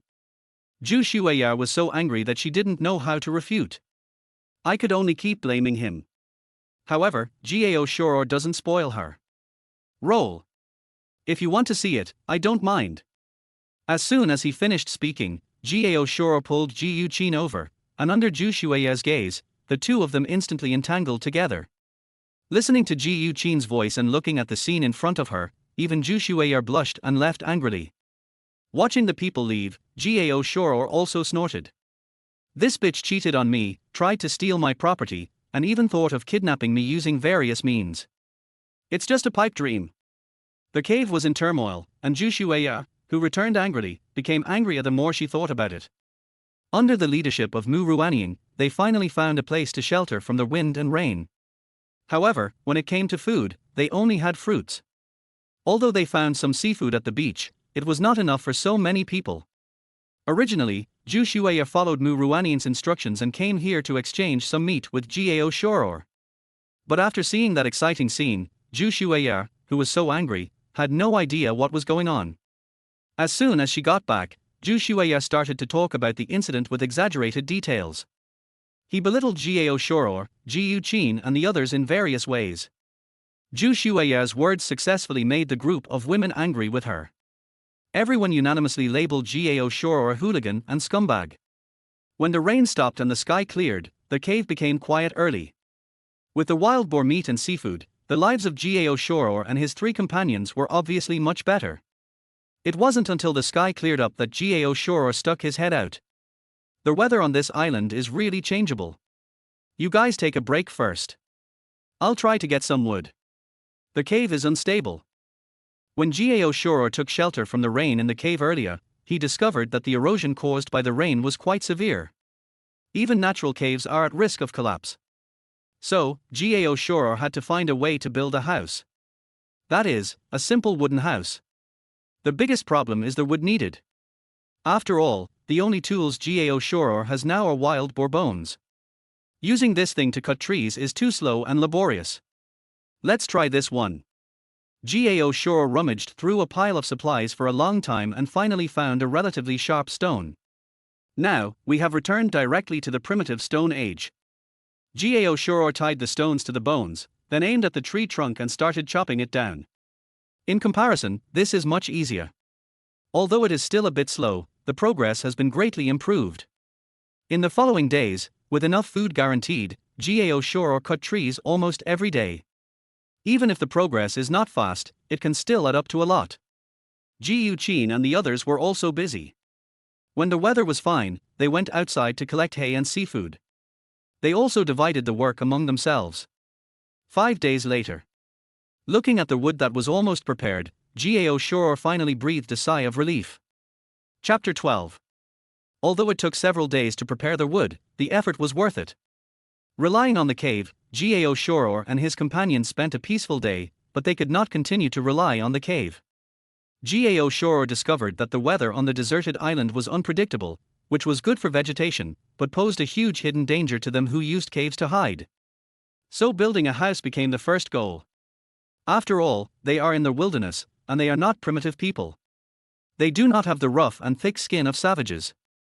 As a shelter, the house is naturally the most important. Gao Shuo, after so many days of preparing wood, how do you plan to build it? Ji Yuqin and Shu Lili came over dragging a bunch of vines. This is something found in the woods that can serve as a rope. Although making the rope is not difficult, Gao Shuo doesn't have that much time now. The best option is to build a house first and have a relatively stable residence. Then make the rest in detail. Well, this is hard work, of course. Let's dig the foundation first. Gao Shuo glanced around. While preparing the wood these days, Gao Shuo also observed the surroundings. Identify areas where you can build your house. After all, a foundation is needed. If a location close to the beach is chosen, the geology is soft and it is easy to collapse. However, if you are in the deep end of a deserted island, the terrain is uneven and you are very likely to encounter wild beasts, which poses a huge safety hazard. Therefore, it is most appropriate to build it here. The first thing to do is to dig out the foundation. Fortunately, when preparing the wood, Jiu Qin and the other women also imitated Gao Shuo's method and used suitable stones to make a simple hoe. Although it is a bit inconvenient, it is the only one that can be used at present. Okay, even though we don't have much strength, we can still help you. Jiu Qin said this with a smile, while Xu Lili and Zhao Lan beside her were also preparing with all their strength. Looking at the three women, Gao Shuo also laughed. Having a few helpers does help me reduce some troubles. It can also save some time. Otherwise, Gao Shuo would need at least 10 days or half a month to prepare for these things alone.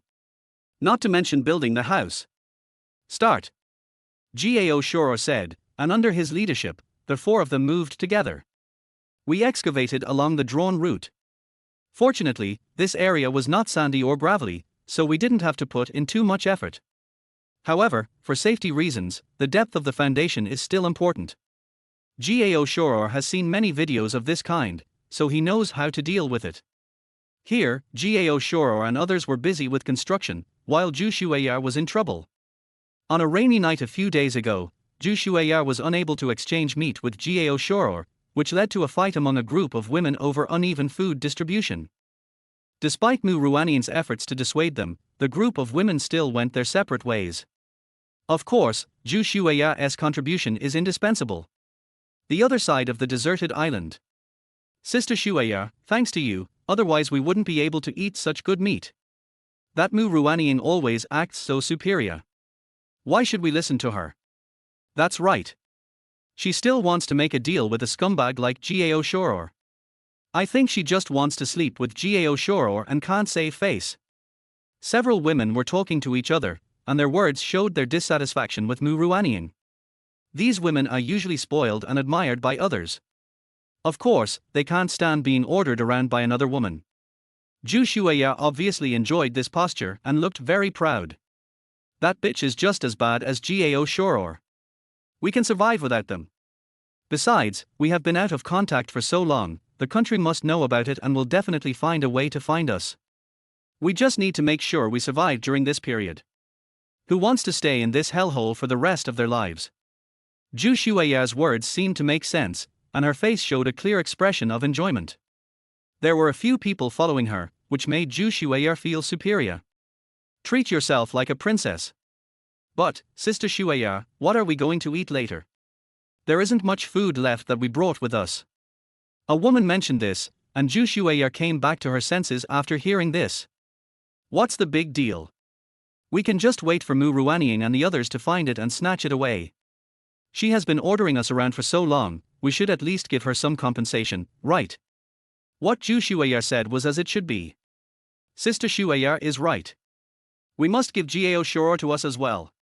If not, we will just snatch him away. He's a grown man, but is bringing 3 bitches with him. He wouldn't dare to hit us. Several women were putting on a show, acting as if it was all natural and that they were right. At the same time, Mu Ruanian was also actively preparing and collecting supplies. Obviously, Zhu Shuoya's incident did not have any impact on Mu Ruanian. For a president, who manages countless people, he has seen all kinds of people.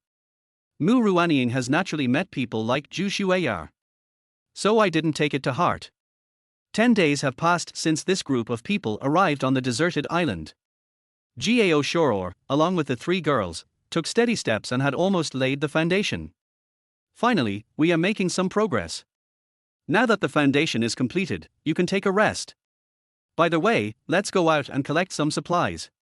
We haven't been out these past few days, so we've consumed a lot of food. Gao Shuo gave the order, and Jiu Qin and the other 2 nodded in succession. Although they chose to follow Gao Shuo in the beginning for food, they also knew in their hearts that if they simply followed Gao Shuo and waited for him to provide them with food and clothes, Gao Shuo would have asked them to leave long ago. There's no way they'd be given a chance. Watching the 3 women leave, Gao Shuo began to concentrate on his work. Now that the foundation is done, all that's left is to deal with the wood. After all, it's on a deserted island, and there aren't as many convenient tools as in the city. Various tools such as iron nails can only be replaced by wood. In other words, the next step is a delicate job. Although it was tedious, Gao Shuo enjoyed it. For Gao Shuo, being able to concentrate and immerse himself in doing something is a pleasure. In the woods, Ji Yuqin and Xu Lili searched within the designated area assigned to them by Gao Shuo. After all, it would be too dangerous to let them go to the deep part of the deserted island. They have already been to most of the edge areas, so they are relatively safe. As for Zhao Lan, he went to the beach. Sister Qin, we picked a lot of fruits. Should that be enough? But I see that most of the fruits have fallen off. I guess they are almost past their ripening period. What should we do next? Xu Lili was talking as she collected. Because it is a deserted island, although the vegetation looks vibrant, different vegetation has its own characteristics. Add to that the influence of seasons, and there will naturally be changes. Once the season for picking wild fruits has passed, it means that they have cut off their resources in this direction. Well, I'm not sure about this. Let's talk to Gao Shuo when we get back. Maybe he has a solution. Instinctively, when they encounter something they don't understand or can't solve, they always ask Gao Shuo to solve it. Chapter 13. After collecting the fruits, the two were about to return when they found Zhu Shuo coming over with a few women. Aren't these the two bitches? Hey! Aren't you following Gao Shuo? Why are you still looking for food? I thought you could enjoy yourself. Zhu Shuo started off by mocking him, with a look of disgust on her face. Ji Yuqin and Xu Lili obviously didn't take Zhu Shuo and others who suddenly appeared seriously. It's really unlucky to see a clown in the woods in broad daylight. Lily, don't you think we are unlucky? As Ji Yuqin spoke, she prepared to leave with Xu Lili.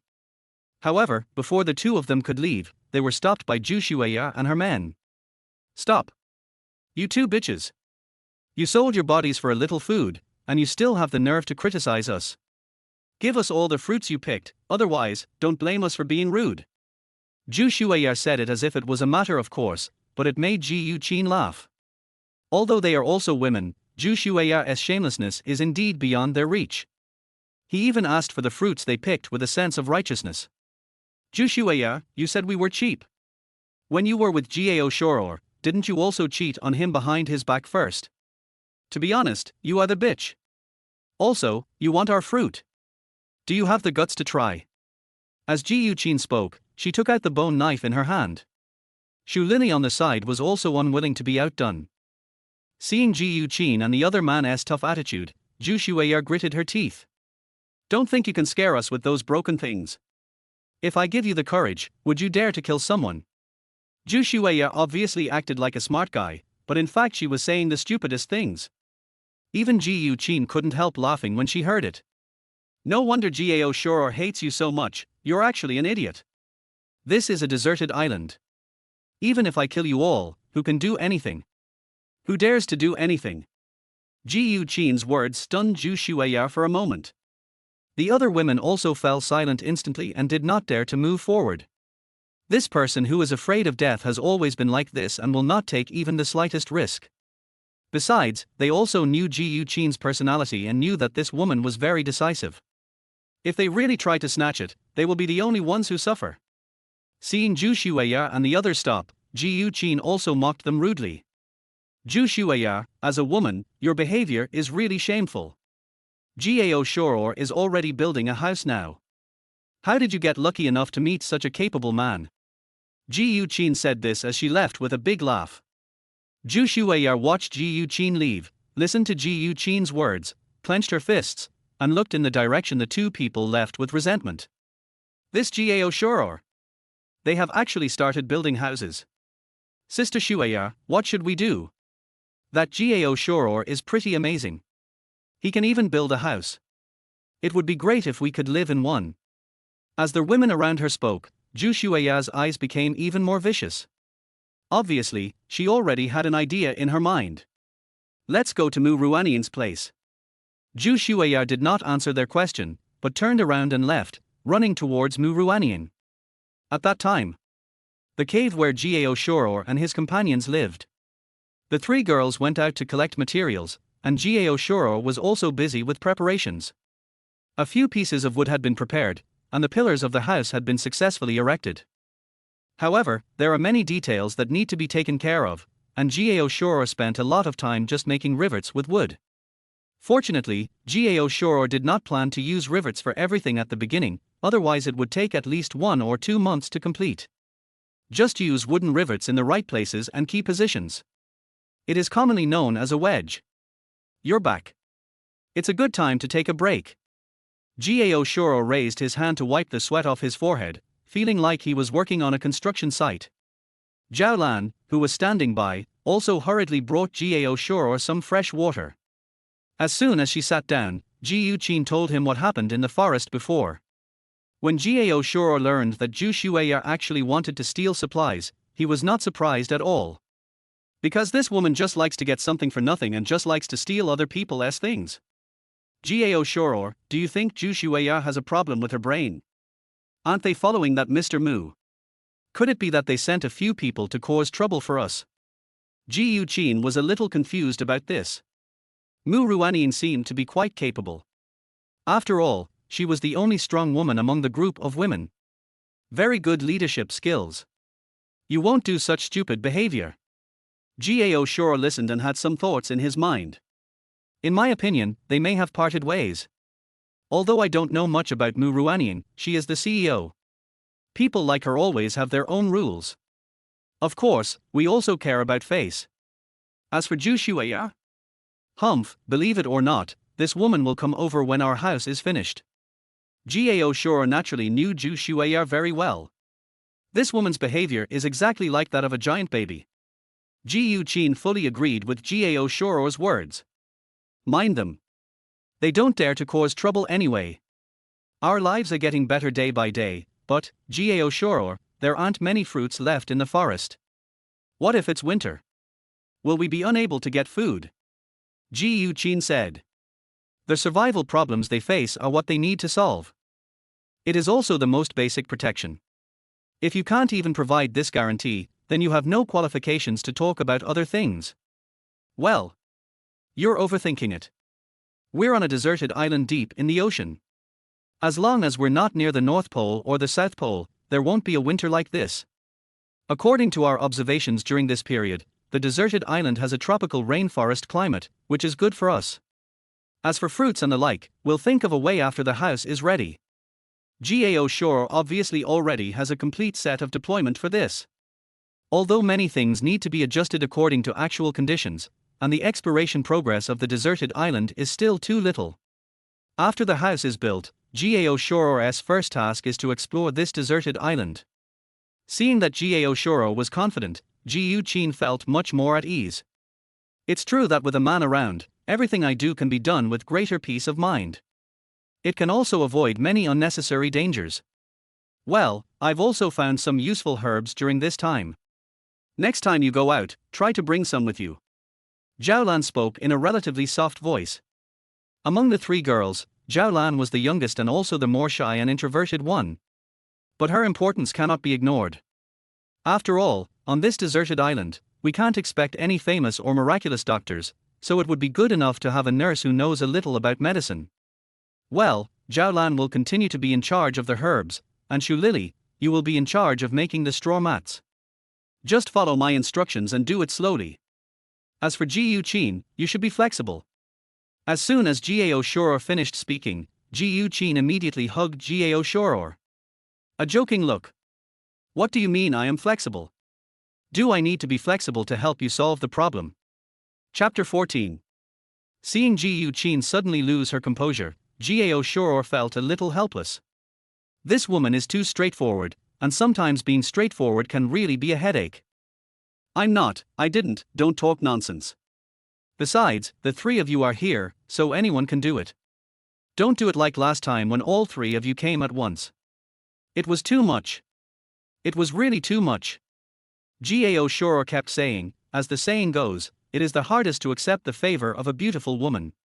Even the emperors in ancient times did not dare to have multiple concubines sleeping with them at the same time. After all, most people who do this fail. Gao Shuo still has to survive here. If he is emptied out early, he can only wait for death. Hearing what Gao Shuo said, the 3 women also laughed. For a while, the 4 of them were talking and laughing, and the atmosphere was harmonious. After a short rest, several people started to get busy according to Gao Shuo's arrangements. Gao Shuo continued to immerse himself in building the house. Ji Yuqin helped him, while Xu Lili and Zhao Lan were busy with their own things. All is in harmony. For a while, Gao Shuo stopped, stood up, waved his hands and stretched his body. You guys stay at home, I'll go out and look around to see if I can find some suitable materials. After processing the wood for a long time, Gao Shuo was tortured a lot. It's not just the wood that's a problem, the tools are also a big hassle. This gave Gao Shuo a headache. Although the wood prepared before was very good, it was very troublesome to make suitable gaps with the tools we have now. Gao Shuo planned to go out for a walk and see if there were any more convenient tools. It's a pity that the original ship may have sunk directly to the bottom of the sea. If it could be found, we could get a lot of useful tools. Now, Gao Shuo can only think about it. In the woods, Gao Shuo walked around and looked around. The forests on the deserted island are too dense, and there are only a few open spaces, either small grasslands or swamps. In general, the empty grasslands in the forest are mostly temporary residences for some wild animals that live in groups at night. You can imagine how dangerous it is. However, these are obviously not what Gao Shuo needs to consider at the moment. Less than 1/10 of the island has been explored, and there are still many unknowns. What Gao Shuo needs to do now is to turn the residential area selected on the edge of the deserted island into a suitable residence which also serves as a base. This will be of great help for subsequent exploration of deserted islands, development, etc. After walking around, Gao Shuo realized that there were not many fruits in the forest, at least in the edge area of the deserted island. After all, apart from Gao Shuo and the other three, there was also a group of women, numbering at least dozens or even hundreds. Apart from picking fruits and occasionally picking up some seafood, they have no other way to get food. Therefore, no matter how many fruits there will always be a time to harvest them. We really need to find some more food. Although there are a lot of them in the sea, they are hard to get at the moment. Gao Shuo stroked his chin in thought. But his eyes kept spinning. The next second, Gao Shuo's eyes suddenly stopped. What is this? Sweet potato leaves. They are actually wild ones? Looking at the familiar vegetation in front of him, Gao Shuo was also confused. I didn't expect that there would be this on this deserted island.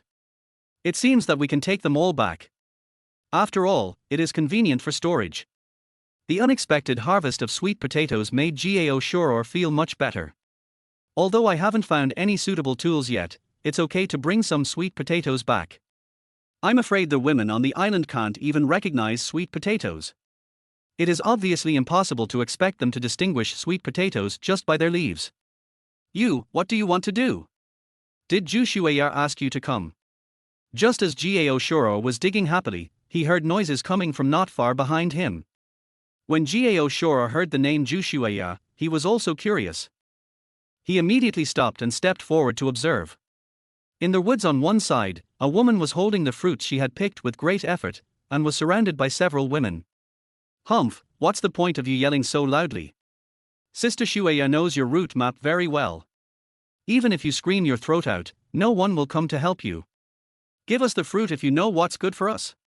The women looked ferocious and looked as if they were trying to rob. Don't even think about it. That bad woman Zhu Shuya deliberately slandered President Mu for food. She deserves to be kicked out. The besieged woman was obviously not willing to be outdone. As the saying goes, 3 women make a drama, and Gao Shuo was also watching with great interest. At the same time, I also heard some things. Seeing that the women were about to start fighting, Gao Shuo stopped watching the show. Instead, he walked out from the woods nearby. I didn't expect that someone like Zhu Shuya would have lackeys. You are really birds of a feather. If you don't dare to steal my things, just steal others. Gao Shuo's sudden appearance stunned the women for a moment. Gao Shuo? What does this have to do with you? Stop meddling in other people's business. When the women saw Gao Shuo appear, they immediately showed expressions of extreme disgust. There is no doubt that these women are the same kind as Zhu Shuya. You have no right to control what I do. I just felt very upset when I heard that bitch Zhu Shuya was stealing other people's things again. As Gao Shuo spoke, he walked forward and went straight to the trapped woman. Then he looked at her with indifference. I'm in charge today. If you want to die, you can try. Gao Shuo's cold words instantly frightened the women. They could see that the coldness in Gao Shuo's eyes was genuine, and he did not have the slightest sympathy or pity for them. Not to mention being gentle and considerate to women. You are a grown man, how dare you bully us women? Gao Shuo, are you still a man? Is it your turn to meddle in our women's affairs? Several women also plucked up their courage and directly brought out their best excuses. Hearing what they said, Gao Shuo suddenly laughed out of anger. He stepped forward and looked at him with cold eyes. Whether I am a man or not, you will know if you come to sleep with me. You are both women, but you still use your numbers to bully the weak and steal other people's things. Do you think you have dignity? Gao Shuo's aura was incredible, and there was even a hint of threat in his questioning tone. Well, they owe us that. Who told them to order us around before? A few women started to argue, acting as if they were right. He said it with such confidence. But at the same time, Gao Shuo also found it very funny. Although Gao Shuo didn't know what was going on among them, there must be a leader among so many of them on the deserted island. The distribution of food and the amount of food are also determined by ability. Simply put, for a strong woman like Mu Ruanying, she probably used the management company's method. Gao Shuo also knew that people like Zhu Shueya were definitely cunning and wanted to get more. With such behavior, they still have the nerve to say that others owe them something. Humph, you and Zhu Shueya are really a bunch of fairies. Do you think everyone owes you something? Chapter 15. They keep talking about their debts. These little fairies really interpret shamelessness perfectly. It's as if their whole world owes them since they were born. They blatantly bully and blatantly rob, but they make it sound justifiable. It's so ridiculous. Gao Shuo. What qualifications do you have to control us? We are not those bitches around you, so we don't have to listen to you. This is between us, go away. Several women refuted one after another. They were surprised by Gao Shuo's appearance. If Gao Shuo had not shown up, they would have already left with the fruit. There will be so much trouble there.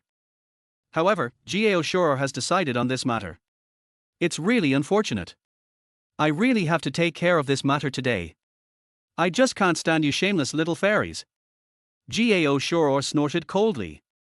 In fact, the biggest reason was because of Zhu Shueya. These women are obviously of the same ilk as Zhu Shueya, and it was Zhu Shueya who taught them how to steal other people's achievements. That's why Gao Shuo wants to take care of it. Not only do we have to take care of it, but we also have to embarrass Zhu Shueya. You. HMPH, I won't waste my time with a scumbag like you. If you have the guts, just keep protecting her. Seeing Gao Shuo's firm attitude, the women did not dare to force him. After all, they had witnessed Gao Shuo's ruthlessness. For the sake of a few sluts, he even ignored his own wife. They dared not provoke such a man. Of course, the biggest problem is that Gao Shuo is different from the men they have met. I won't fawn over them or lick them. In real life, if they meet someone like Gao Shuo, unless he is rich and handsome, they will choose to pay for him. Otherwise, they wouldn't even look at it. Watching the women leave cursing, Gao Shuo couldn't help but roll his eyes. They are really birds of a feather. It is true that birds of a feather flock together. Thank you, thank you. Gao Shuo was just complaining in his mind when a soft voice was heard behind him. Gao Shuo turned around and found that the woman in front of him was petite, but also had a curvy figure, and with a slightly childish face, she really had a full-blown Lolita feel. Coming back to his senses, Gao Shuo stopped talking nonsense. You're welcome. Why are you out here alone?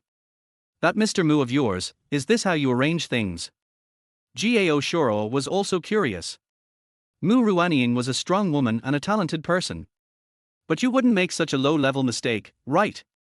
This is a deserted island. Gao Shuo is a man and he knows what's going on, so he came out alone to explore. They are different. They are all women, and are inherently weak and fragile. On a deserted island, not to mention ferocious wild beasts, even the appearance of snakes, insects, and rodents would scare them. Not to mention there are problematic women like Zhu Shueya.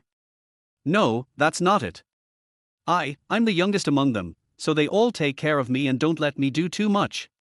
But a few days ago, Sister Mu led some people out and finally caught a wounded hare.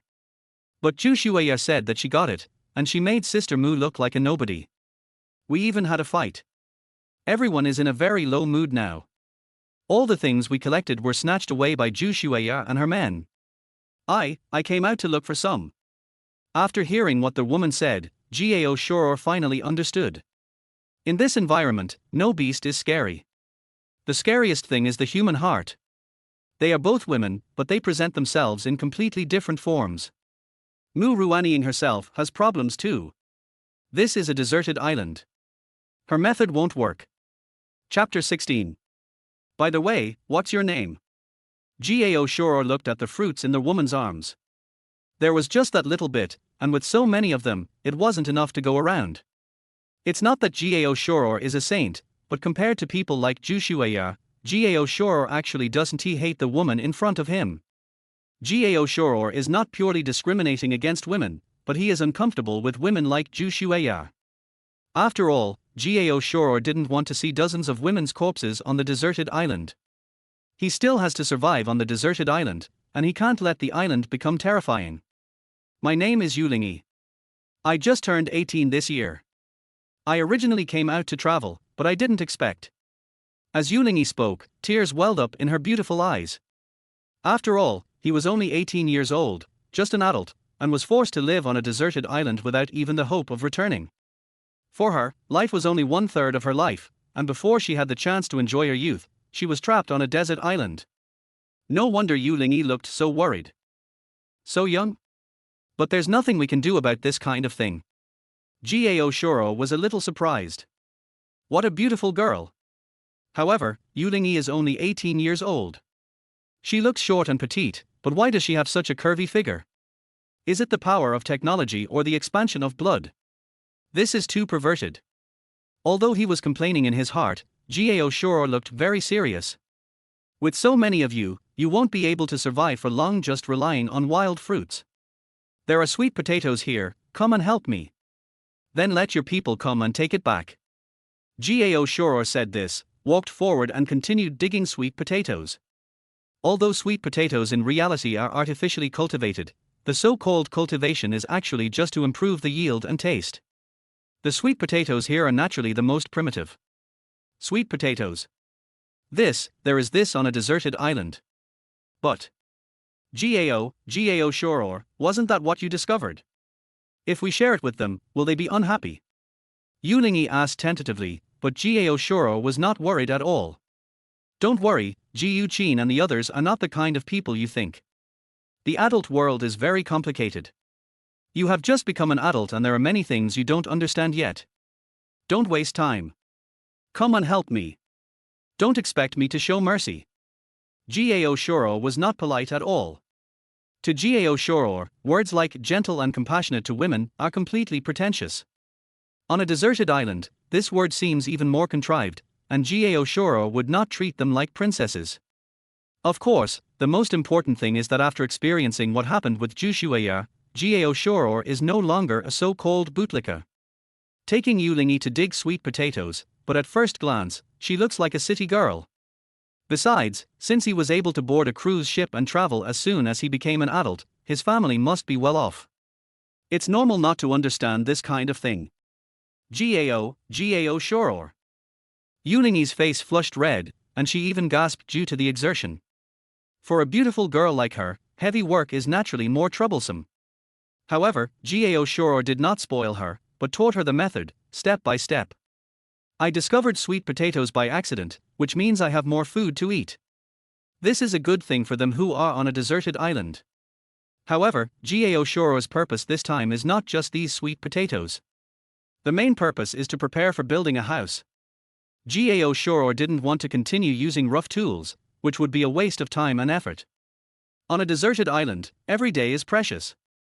Chapter 17. Having prepared a certain amount of sweet potatoes, Gao Shuo was not in a hurry to leave. After all, who knows what kind of crazy things Zhu Shueya and her group of women might do. Gao Shuo didn't want his things to be taken away by them.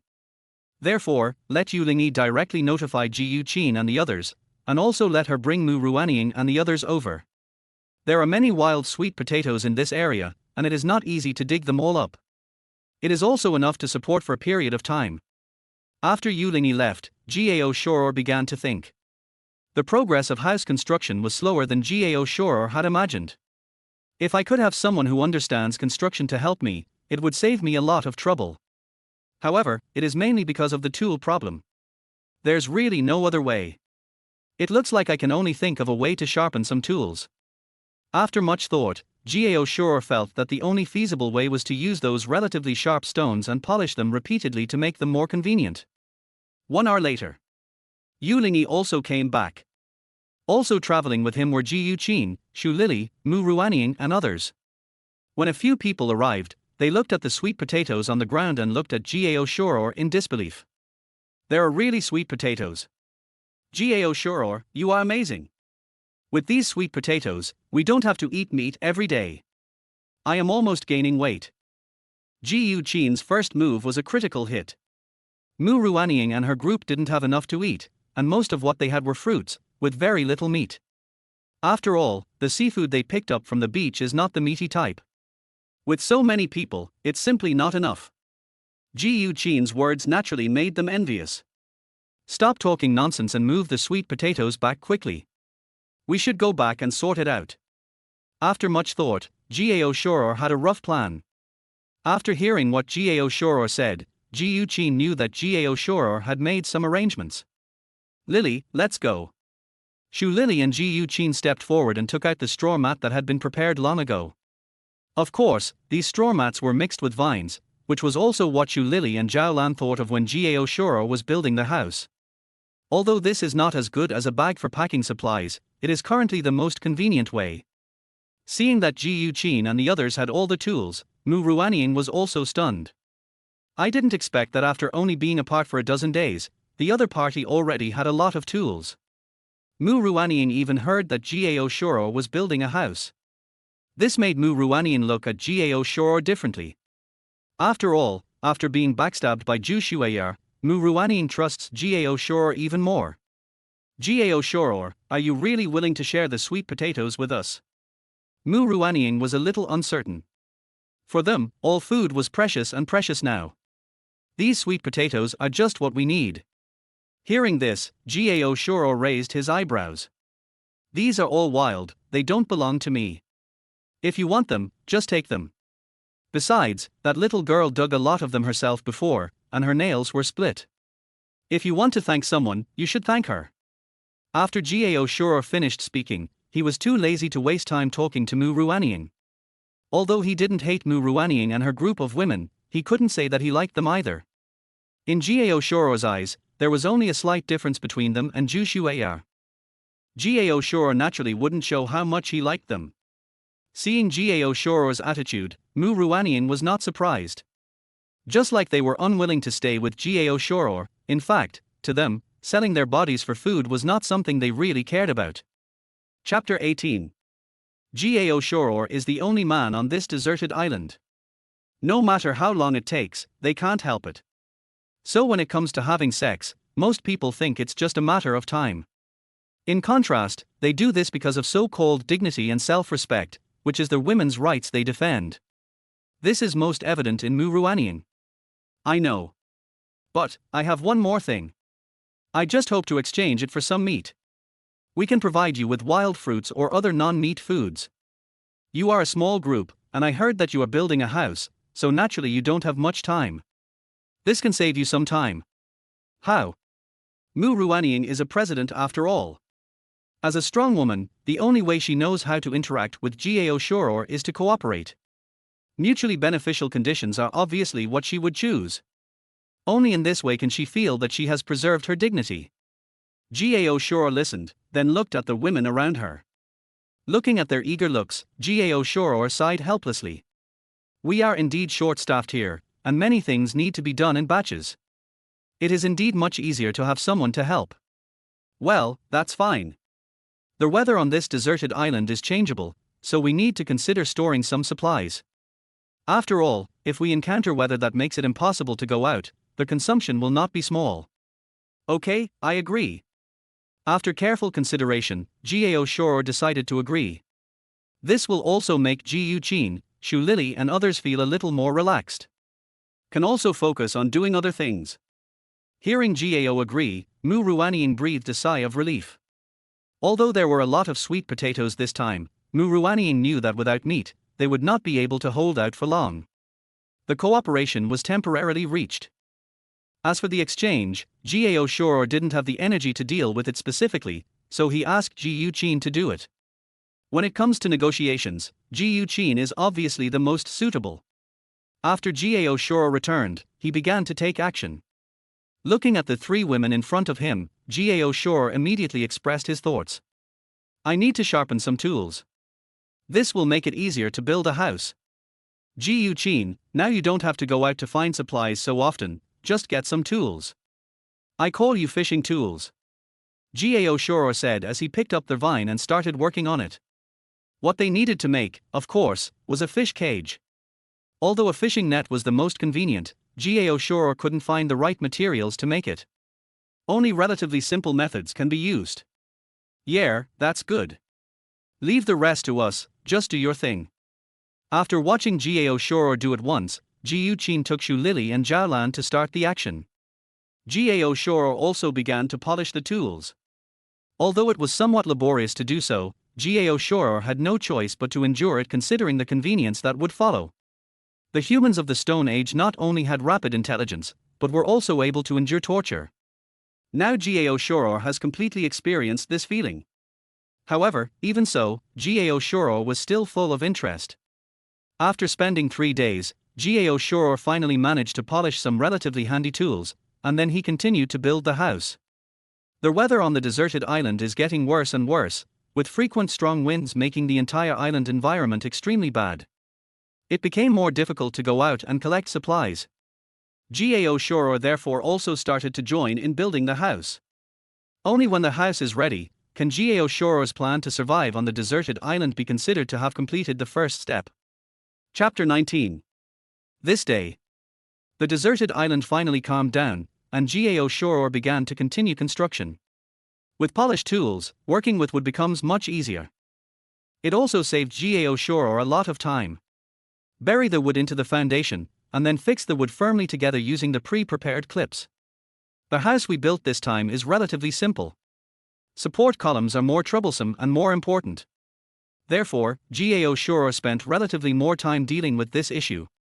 In addition, for the walls, Gao Shuo directly used relatively thin wood. Directly placed horizontally. Gradually, Gao Shuo became immersed in the joy of construction. Gao Shuo, is the progress very fast? Do you want to take a break? It just so happens that we have almost all the fishing tools, so we can go to the beach and try it out. During lunchtime, Ji Yuqin made a suggestion. It seems that Gao Shuo is busy these days. He basically continues working as soon as he wakes up. Ji Yuqin, Shu Lili and others also felt a little bit reluctant. They could not help in this matter. Gao Shuo can only take a rest. It's a nice day today, shall we go play on the beach? We haven't had a good time on the beach since we got here. Shu Lili said with great interest. I can give you a massage while you sunbathe on the beach. It's very comfortable. Looking at the three girls, Zhao Lan was a little shy but also looked expectant. Okay, let's combine work and rest. It won't take long to finish anyway. Gao Shuo didn't think much about it. He thought that after being busy for the past few days, it was indeed time to take a break and relax. Great, I can wear a swimsuit now. Hey, Gao Shuo, in addition to making these fishing tools, we also made some island-style underwear these days.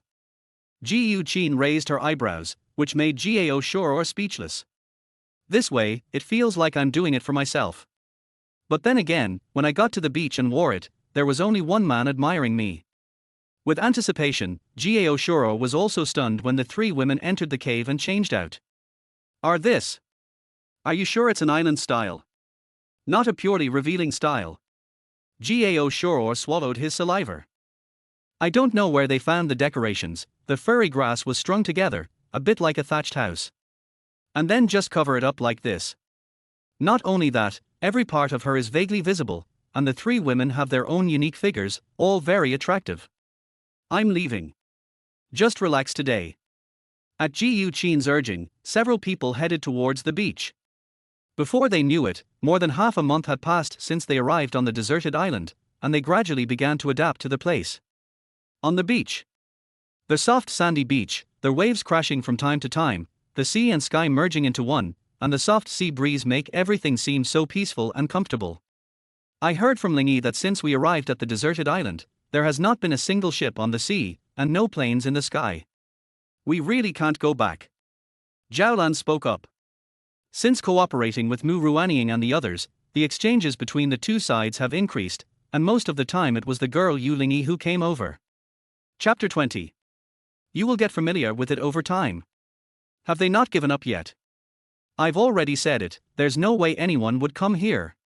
There are very few undiscovered places in the world nowadays. We must have arrived at a place like this. Gao Shuo acted nonchalant about this. He lay lazily beside Gao Shuo. Occasionally, when he turned over and swayed, the grass on his body swayed with him, which was extremely attractive. Gao Shuo didn't bother to be polite with Gao Shuo. This was clearly a blatant seduction. If he didn't take action now, when would he take action? Tilde. You bad guy, there are three of us. Gao Shuo groaned, and Shu Lily beside her also stood up. Gao Shuo, lie down. I'll give you a massage. You've been doing heavy work these days, so you must be exhausted. As he spoke, Gao Shuo had no choice but to be pulled by the three girls and lie on the beach. As a professional masseur, Shu Lili made Gao Shuo feel extremely relaxed and happy. Xiaolan, come here quickly.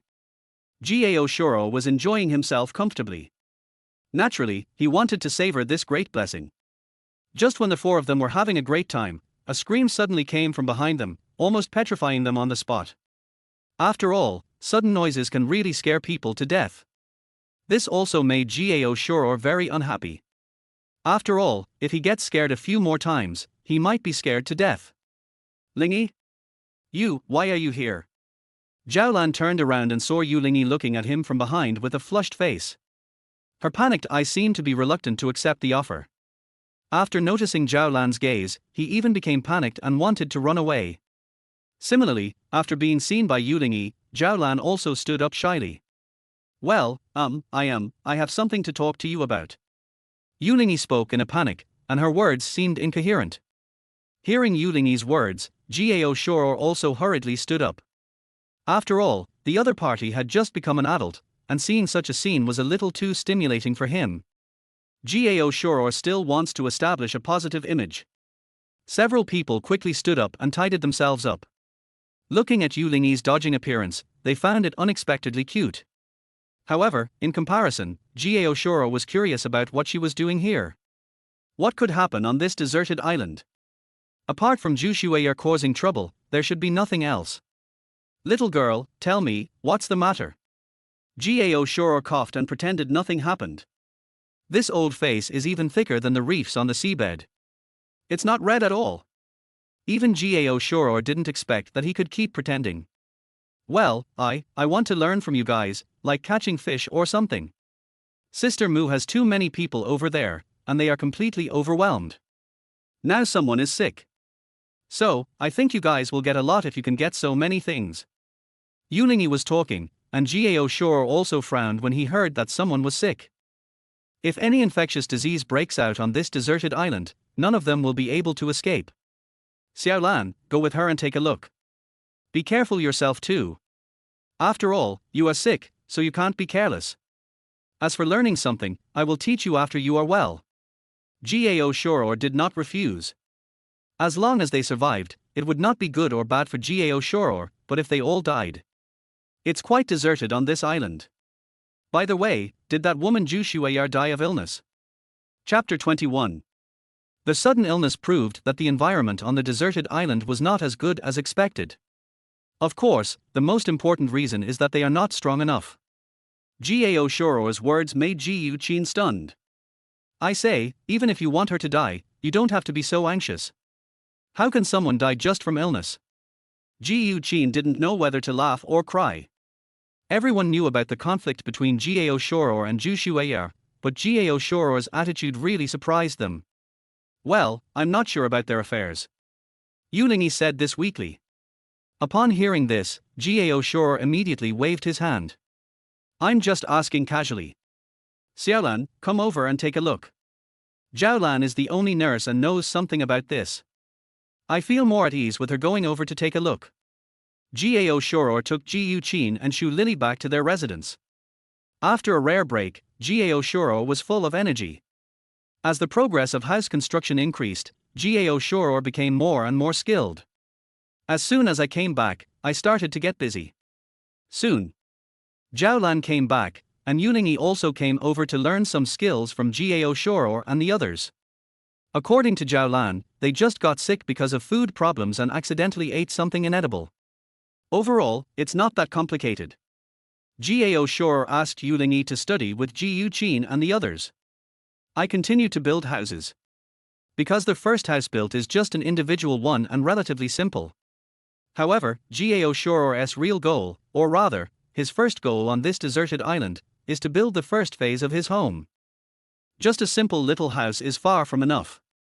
Therefore, Gao Shuo's construction speed was increased.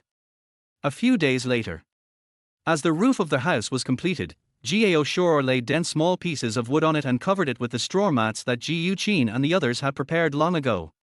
Only then was the work completed. The house is not big. Gao Shuo made a rough estimate and it is probably less than 20 square meters. On this deserted island of who knows how big it is, this 20 square meter apartment is simply a small dwelling. This is true even in cities. It's finally finished. I didn't expect it would take so long just to build a house like this." Looking at what he had built with his own hands, Gao Shuo was still very satisfied. This is the most basic step and an important step in accumulating experience. "Gao Shuo, you are amazing. You actually made it. We don't have to live in caves anymore." Ji Yuqin and the other women looked at them and also smiled. The cave was too inconvenient and uncomfortable for them. It would be much more comfortable to have a wooden house like this. The house isn't big enough, and this is just the beginning. What happens next is crucial. This is just a practice. Building a real home is crucial. Then this small house can serve as a warehouse. Gao Shuo had already planned everything. Now it is proceeding steadily according to plan. It's time to go out and gather supplies. We can also go and retrieve the cages we put down a few days ago. Let's go and take a look together. Led by Gao Shuo, several people went to the beach. Gao Shuo also carefully selected the place to place the cage, choosing some places with relatively deep water. After arriving, we successfully found the cage according to its original location. When Gao Shuo lifted the cages up one by one and opened them, the sight inside made several people's eyes widen. Actually, it actually worked. There are so many fish. And lobsters. Gao Shuo, we are in for a treat today. Chapter 22. Shu Lili was excited. Although they often went to the sea before, this was a deserted island and there were often seabirds circling around. What you can pick up at the sea are basically not big stuff. Most of the food is shellfish. That amount of meat is simply incomparable. Moreover, the wild boars that were hunted previously had almost disappeared due to the trade with Mu Ruanying and the others, as well as the consumption during this period of time. Food is the most important thing. This is also the problem that Gao Shuo will have to find a way to solve next. It was a good harvest, but some of the cages were still bitten. Lay down more later, after all, they are all made of vines. Little girl, take some back with you. Although the harvest this time is not small, but I can't hit the target every time. At the seaside, this kind of thing mostly depends on luck, and if you salvage in the same place multiple times, the results will become worse and worse. Fortunately, the deserted island has a long coastline. This relieved Gao Shuo of his worries. Thanks. Yulingi's face was full of joy. After all, bringing so much food over at one time is good news for them. The success of the first cage placement gave Gao Shuo hope. Mu Ruanying and others also benefited from this. However, troubles also followed.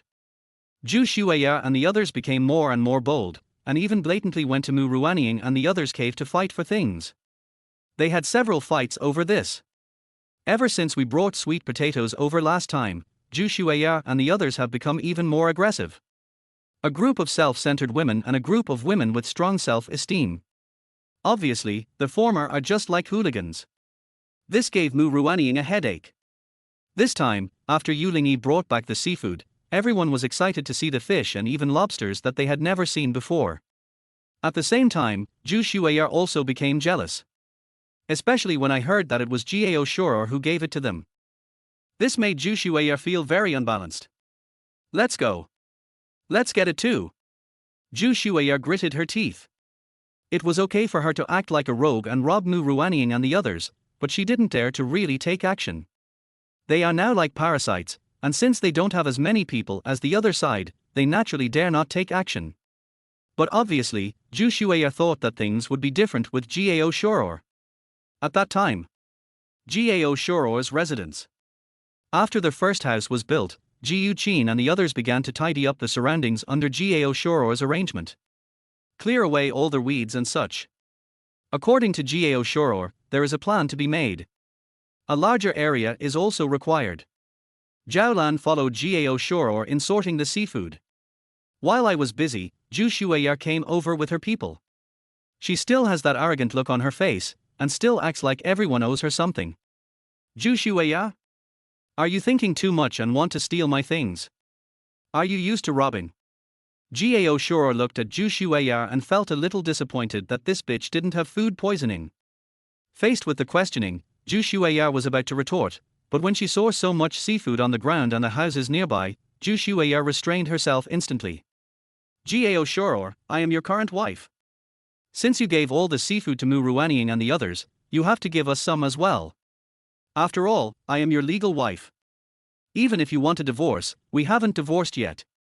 Zhu Shueya still maintained the same attitude, not saying a word about her dirty deeds, but acting as if it was justified. Hearing what Zhu Shueya said, Gao Shuo suddenly laughed out of anger. Looking at Zhu Shueya and the women around her, Gao Shuo suddenly had an idea in his mind. Chapter 23. This Zhu Shueya simply relies on her ability to confuse right and wrong to win the sympathy of others and collude with people who have similar personalities to her and me. But Gao Shuo understood Zhu Shueya, or rather, understood people like them. Seeing Zhu Shueya's self-righteous look, Gao Shuo was not in a hurry to confront her. Instead, he glanced at the others. Legal wife. Zhu Shueya, are you a pig? We are on a deserted island, and you are telling me about the law. Besides, if I give you seafood, what about the others? What about the people around you? Gao Shuo responded, with no trace of disdain in his eyes. In the face of Gao Shuo's remarks, Zhu Shueya still maintained her usual style. So what if we're on a deserted island? As long as they are not divorced, they are still husband and wife even if they are dead. Can you really bear to ignore them? Gao Shuo, we have been together for so many years, and we have been husband and wife for so long. You can't be so heartless. Playing the emotional card is a common occurrence for Zhu Shueya. It was described so vividly that it brought tears to my eyes. But even though she showed this attitude, Gao Shuo showed no mercy. Gao Shuo had already seen through Zhu Shueya's character, so how could he be merciful? Not only did they humiliate me for so many years, but they also took away my property and my parents' house. A woman like this deserves death. You're right. We should not be too heartless. I can consider giving it to you. However, we got these seafood with great difficulty. I can't give it to all of you, right? Suddenly, Gao Shuo suddenly changed the subject and said something different. When Ji Yuqin heard Gao Shuo say this, she immediately understood that Gao Shuo was planning a trap. I immediately agreed. That's right. Since you are Gao Shuo's wife, do you really want him to share the seafood with others? If it were me, I wouldn't want anyone else to get involved. After all, this is a deserted island. We don't know where to put our food. Ji Yuqin obviously knew how to fan the flames. As soon as she said this, Zhu Shueya fell silent instantly. In fact, Zhu Shueya still felt a little nervous at this moment. I think Gao Shuo still can't forget me and is thinking about me, that's why he is willing to give it to me. Moreover, what Ji Yuqin said really touched Zhu Shueya's heart. Well, of course. Just give it to me. You're my husband, why should you give it to someone else? Zhu Shuiya's selfishness was once again revealed. However, it was her words that instantly made the women around her dissatisfied. Zhu Shuiya, what do you mean? We are following you after Mu Ruanying and the others had a falling out. It was you who said you could get food. You're going to exclude us now. Zhu Shuiya's words instantly caused conflicts among them. Everyone looked at Zhu Shuiya angrily. Didn't I help you find food? Besides, this was brought by my husband, why should I give it to you? If you have the ability, find a man for yourself. Zhu Shuiya's shameless look really made Gao Shuo laugh. I actually thought I would give it to her. She is really shameless. Zhu Shuiya and several other women started to quarrel among themselves, and even began to curse at each other without caring about their dignity. It has become a situation where everyone is exposing each other's shortcomings. Gao Shuo and his companions were also watching with great enjoyment. Seeing that they were arguing and even resorting to violence, Gao Shuo was very satisfied. Gao Shuo felt relieved when he saw Zhu Shuiya being torn apart by several women and even being slapped without mercy. A woman like this should be treated like this. Okay, I'm not here for you to make a scene. Chapter 24. Zhu Shuiya, do you think I will still treat you as my wife now? Want to eat? Go eat shit. Bitch. Get out of here now, or else don't blame me for being rude. Gao Shuo's attitude changed instantly, and Zhu Shuiya felt like she was struck by lightning. Staring at Gao Shuo in a daze. When the other women heard this, they all laughed. Zhu Shuiya, you bitch. You deserve it. Don't think we can help you anymore. Several women yelled, threw Zhu Shuiya down and turned away. Zhu Shuiya is no longer of any use to them. What's more, Zhu Shuiya abandoned them in front of them just for a little food. This obviously caused them to go their separate ways. Zhu Shuiya was also directly isolated. At this moment, Zhu Shuiya felt the shock and looked at Gao Shuo in disbelief. She didn't expect that Gao Shuo would actually deceive her. You actually lied to me. Gao Shuo, are you still a man? Zhu Shuiya questioned angrily, but before Gao Shuo could open his mouth, Ji Yuqin had already pointed a sharp tool at Zhu Shuiya. We know better than you whether Gao Shuo is a man or not. Get out of here. Don't dirty our place. Under the gaze of Ji Yuqin and the other two girls, Zhu Shuiya left in embarrassment. She was deceived by Gao Shuo, leaving her without anyone to rely on. Watching Zhu Shuiya leave in embarrassment, Gao Shuo felt so relieved. This bitch finally got what she deserved. She is not destined to be a princess, but she has all the symptoms of a princess. Gao Shuo spoiled her in the past, but that was because he didn't know her true face. Now, on a deserted island, Gao Shuo would not do that. How was it? Was it fun? Ji Yuqin moved forward and pressed herself tightly against Gao Shuo. It's great, of course it's great. But as fun as it is, we still have to plan for the future. Although he felt very happy, Gao Shuo still kept a clear mind. What's the plan? Just tell us. We'll listen to you. Ji Yuqin, Shu Lili and Zhao Lan have long regarded Gao Shuo as their backbone. Naturally, Gao Shuo is the main one. Then let's have a small meeting first. As Gao Shuo finished speaking, he saw Ji Yuqin, Shu Lili and others starting to take off their clothes. The speed was as smooth as their skin. Gao Shuo was stunned by what he saw. Oh my god, what are you doing? Do you really want to drain me out? Gao Shuo looked at the three women speechlessly. Seeing Gao Shuo's helpless look, Ji Yuqin was also stunned. Hey, isn't this the meeting? Mistake. I thought you were going to give us a meeting. Ji Yuqin coughed immediately, then patted Gao Shuo's shoulder straightforwardly. He looked as if he didn't care. Let's get down to business. Gao Shuo coughed a few times. He didn't dare to continue talking about this topic. If we continue talking, I'm afraid I won't be able to control myself. After all, Gao Shuo is weak and alone. In this regard, Gao Shuo dare not provoke. We have no problem catching fish now, but we will increase the amount later, as we may not be able to catch them every time. Also, I plan to surround the house with a fence to expand outward to a certain extent. Chapter 25. After driving Gao Shuo away and solving the problem, Gao Shuo began to speak out his ideas and plans. If you want to survive on a deserted island, you need to make a lot of preparations. Although Gao Shuo successfully built a house, this level was obviously not enough. Without a long-term food source, it is impossible to have fish every day even at the seaside. There are still many unexplored places on the deserted island. These are all waiting for Gao Shuo to do. Only by improving the residents now can we support the follow-up. Ji Yuqin and the others listened and agreed with Gao Shuo's arrangement. The idea of turning the surrounding area into their exclusive home was unanimously agreed by several people. At the same time, under the leadership of Gao Shuo, several people also started to get busy. Because he also took into account that he would continue to build a house and create a real home in the future, the fence area is relatively large and Gao Shuo reserved enough space. This is a deserted island after all, and there will definitely be more supplies in the future. Gao Shuo needs to reserve enough space. A few days later, the entire residence, surrounding the house, has been completely surrounded by a fence. Gao Shuo, our family is really becoming more and more presentable. But is it okay to leave the supplies in the previous cave? Will it get damp or something? After the construction of the first cabin was completed, Gao Shuo and his family moved into the new house. Of course, there is no need to continue sleeping in the cave. The other supplies were transferred and stored inside the cave.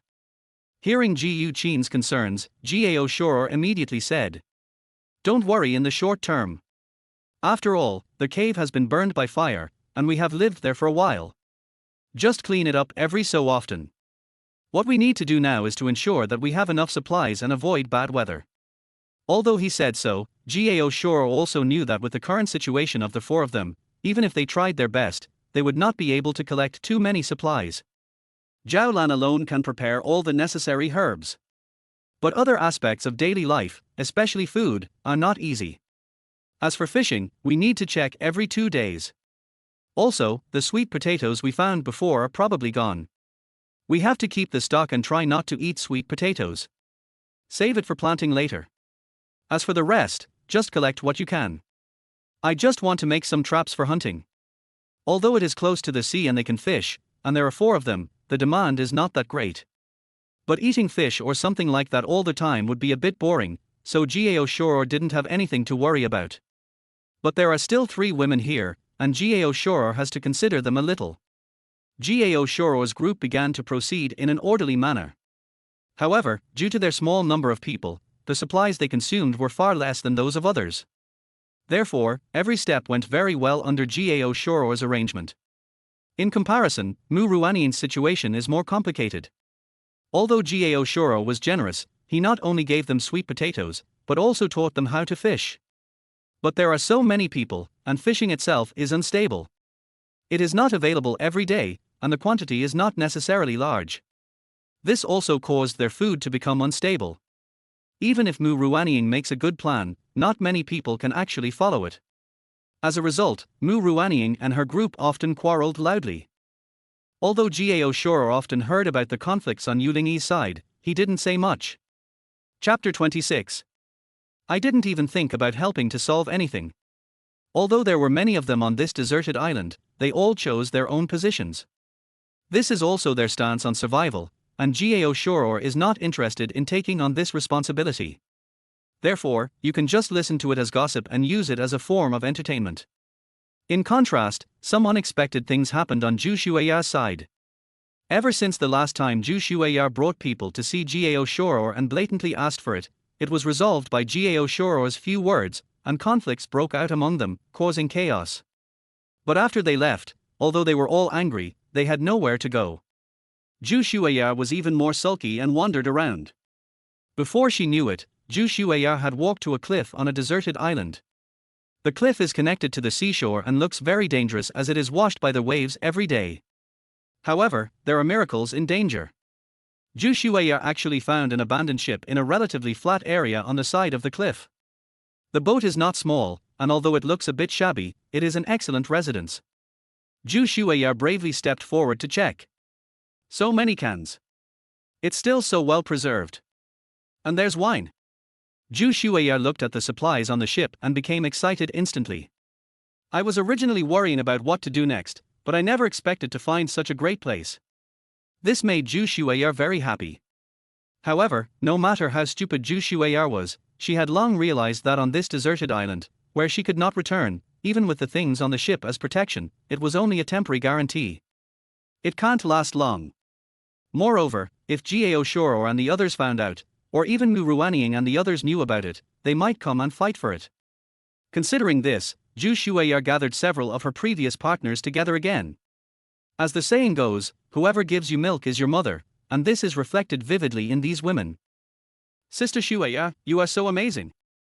I didn't expect to find such a great place. And so much food. We are not afraid of anything this time. There are so many cans. The women's faces were filled with excitement, as if they had won the lottery jackpot. It is a luxury to have canned food on a desert island. For them, the most important thing is that they don't have to go out to find food, nor do they have to worry about conflicts with others over food. For those of them who have nothing to lose, this is undoubtedly the greatest gift.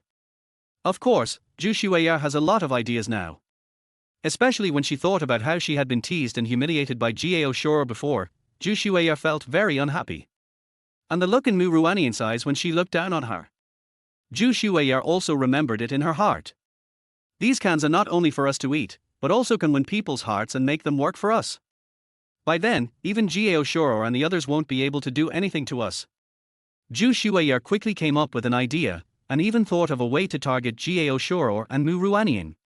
Even though there are abundant supplies on a deserted island, it is not easy to collect them. Even Gao Shuo, who is a man, needs some help. But if these helpers were not there, the situation would be different. The news that Zhu Shui'er found an abandoned ship and a lot of supplies soon spread. Almost everyone on the deserted island learned the news in the shortest time possible. The supplies on the ship soon became something that everyone valued. Even Gao Shuo started to think about it. Chapter 27. The story of the abandoned ship and supplies caused a great sensation. On the second day alone, it began to have a significant impact. Originally, the people on Mu Ruanying's side often had conflicts, and they were all because of food issues. After Zhu Shui'er spread the news, it immediately attracted a lot of people to come and join her. The situation on the deserted island also changed as a result. At that time, Gao Shuo's address. Ji Yuqin, Shu Lili and Zhao Lan sat in front of Gao Shuo. Since they had a house, their place has become better and better. Although the supplies are not sufficient, it is enough for 4 people to cope with. Now, Zhu Shui'er has found some supplies, which were left on the ship. This is exciting, but at the same time, some are happy and some are sad. At this moment, Ji Yuqin and the others' mentality is no different from Mu Ruanying's. Gao Shuo, what should we do now? Girl Lingy just said that many people from their side went to Zhu Shui'er's place. Although there are fewer people there, the pressure has not decreased. Instead, there are fewer people working. We worked with them before, but now they don't have enough people, so I'm afraid it will affect us as well. Ji Yuqin said that the others became agitated because of Zhu Shui'er's discovery of the supplies. They are all very clear about this. If they hadn't been with Gao Shuo and hadn't always had food to eat, they would probably have chosen to go to Zhu Shui'er. Even if you can't stay there for long, it's nice to have a good meal. Gao Shuo also knew what Ji Yuqin meant. On a deserted island, everyone's instinct is selfish, and they all consider themselves first. So choose the formation that suits the conditions. Although Zhu Shui'er found the supplies, what I care about is not the canned food on the ship, but whether there are other tools. Those cans are limited after all. Don't forget, there are a lot of them, and they are all women. They would rather starve than work, and those cans of food won't last long. After Gao Shuo's analysis, Ji Yuqin and others nodded repeatedly. Although they also had some yearning for canned food at the beginning. But Zhu Shui'er used this to instantly win over a lot of people. Even if there are more cans, they won't last long. Even if there are tools, I'm afraid Zhu Shui'er won't give them to us, right? Ji Yuqin's words hit the point. After all, Gao Shuo and Zhu Shui'er's relationship is already very bad. Previously, Zhu Shui'er came to ask for fish, but was humiliated by Gao Shuo instead. With her vengeful nature, how could she forget it? We can't, but others can. Go talk to that little girl and ask her to tell Mu Ruanying that we will continue our cooperation, but let them find a way to get some tools. Gao Shuo naturally understood this truth. So I didn't plan to go there in person. Moreover, it is impossible for Gao Shuo to go to Zhu Xueya for this matter. For him, this was tantamount to bowing to Zhu Xueya. He would never do such a thing. Regardless of old grudges and new ones, how could Gao Shuo bow to such a woman? Okay, I'll go talk to you. However, Zhu Xueya was lucky enough to find these supplies and even brought so many people over. It can't be that she was just trying to show off, right? She can't be a fool, can she? Ji Yuqin's words before leaving reminded Gao Shuo. Zhu Xueya is spoiled and domineering, but she is not a fool. Chapter 28. Otherwise, she wouldn't have cheated on him and even occupied the house without Gao Shuo's knowledge. Zhu Xueya is a bit clever. Moreover, they were now on a deserted island and had stayed there for so many days. Even if Zhu Xueya was stupid, she knew that it was impossible to go back. Having suddenly attracted so many people, this woman will definitely take action. Gao Shuo, Zhu Xueya isn't going to make things difficult for us, is she? We are few in number. Even if they are afraid of you and dare not take action, it will be troublesome if they occupy other parts of the deserted island. Xu Lili spoke, and Gao Shuo began to think about it. Now the deserted island is only familiar with the edge, and no one has ever been to the deeper areas. If Zhu Xueya and the others interfered and Gao Shuo couldn't collect supplies on the edge, he would have to consider going to the interior of the deserted island. I have to go sooner or later, but I'm not ready now.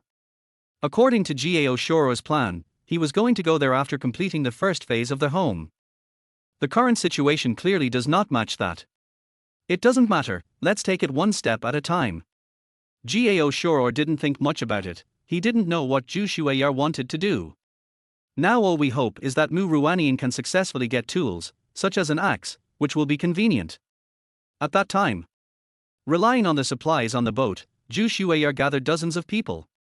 Originally, all of these were on Mu Ruanying's side, but because of insufficient food and distribution issues, there had been many conflicts and disputes among them. On a deserted island, faced with this situation, everyone is putting themselves first. This is true even if they are self-respecting people. Mu Ruanying's tricks naturally don't work here.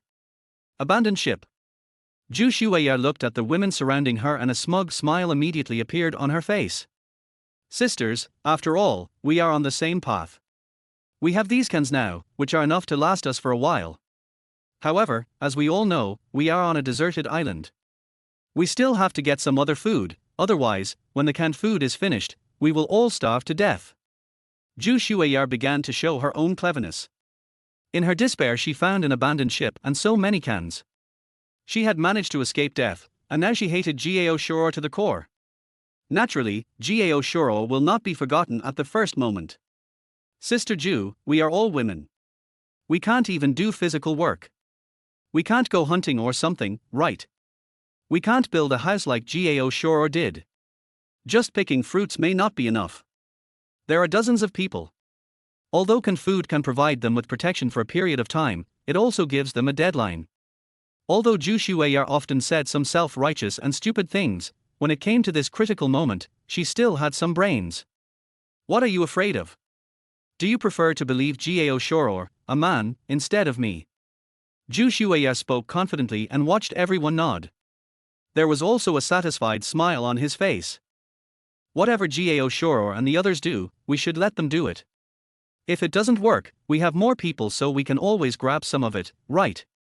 They are fishing, so we occupy the beach and prevent them from fishing smoothly. We do it ourselves. Don't you have their cages anyway? Zhu Xueya had long known that these people had already used the fishing tools provided by Gao Shuo. Her purpose was simple, which was to let these women stock up enough food for her. Although there are a lot of canned food, they will eventually be eaten up.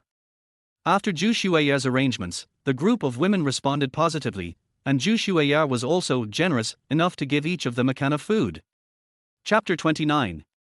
Sister Zhu, Mu Ruanying is here. Someone in the crowd shouted, and instantly everyone looked over there. Mu Ruanying has always been suppressed among this group of women. After all, apart from this deserted island, Mu Ruanying is a real CEO, who cannot be compared to these vases. Of course, women's jealousy and revenge are always high. Especially for them who are also women. This is obviously the case now. Mu Ruanying brought Yu Lingyi over and walked straight towards Zhu Shueya. Zhu Shueya, how do you change this can? Mu Ruanying didn't waste any time and spoke directly. Although many people changed sides and joined Zhu Shueya, there were still a few who followed Mu Ruanying. Can food is a good thing. They are all women, and they are all urban women. Some of them can cook, but this is a deserted island. Without those tools, they wouldn't be able to do it at all. Of course, Mu Ruanying wanted to get some canned food to improve their condition. Hey, isn't this Mr. Mu? What? You have no food? Aren't you good at management? Why do you look like this now? Zhu Shueya started to speak sarcastically and without any hesitation. The other women looked like they were watching a show. They were all jealous of Mu Ruanying, but also envious of her. Even if everyone was stranded on a desert island, Mu Ruanying could still give them a feeling of being superior. This made these women feel very uncomfortable. Now that they saw Mu Ruanying coming over to ask for help, they felt so happy. Faced with Zhu Shueya's sarcasm, Mu Ruanying felt uncomfortable but still endured it. As an early entrepreneur, she had experienced all kinds of hardships, so this humiliation was no problem for her. We need canned food.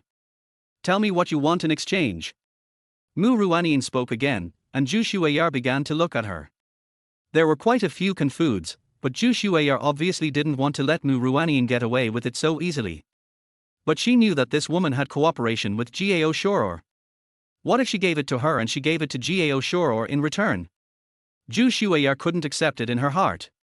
I'll exchange it for all your food. However, I can only give you 5. Boss Mu, are you willing to do this loss-making business? Zhu Shueya sneered. All the food in exchange for 5 cans. This is more than just a loss. It's clearly robbery. Obviously, Mu Ruanying would not agree to such conditions. Mu Ruanying's expression changed, but she finally chose to give up. However, Mu Ruanying changed the subject and set her sights on other things. Forget the cans. 5 cans are not enough for us. Are there any tools like axes on this boat? If so, I'd like to trade some sweet potatoes and fish for them. We are all women and don't have much strength, so we can only rely on tools. Mu Ruanying spoke, but her words were deliberately not so sharp and strong. Of course, this was done deliberately by Mu Ruanying. Seeing Mu Ruanying's begging and asking look, Zhu Shueya immediately smiled. It's like revenge. They just wanted some tools. In fact, Zhu Shueya didn't even look carefully at the boat. She didn't know what tools were available. But for Zhu Shueya, she would not use the tools even if they were available. Since President Mu has asked me for help, I will naturally give him this favor. But I don't know much about the tools, so you can look for them yourself. Of course, the food we promised cannot be missing. Otherwise, even if Gao Shuo supports you, you will not have an easy life. Chapter 30. Zhu Shueya looked confident of winning, but Mu Ruanying just watched silently without saying much. He turned around and started searching on the boat with Yu Lingyi. It's a pity that this abandoned ship was severely damaged. Except for the place where canned food was stored, the rest of the ship was in tatters. I guess a lot of things sank to the bottom of the sea. After searching for a long time, Mu Ruanying still couldn't find a complete tool. She could only look at some hull fragments and metal blocks that were damaged by the impact. This is also a helpless move. And they couldn't carry too much by themselves. Although she was angered by Zhu Shueya, Mu Ruanying felt it was worth it. Because she placed all her hopes on Gao Shuo. Especially after knowing that Gao Shuo had already built the house, Mu Ruanying became more confident in cooperating with Gao Shuo. Of course, it's just cooperation. At that time, Gao Shuo's residence. Mu Ruanying came over with metal blocks of different sizes and piled them in front of Gao Shuo. The ship was badly damaged, half of their hull was gone, and we didn't have many tools. This was all we could move.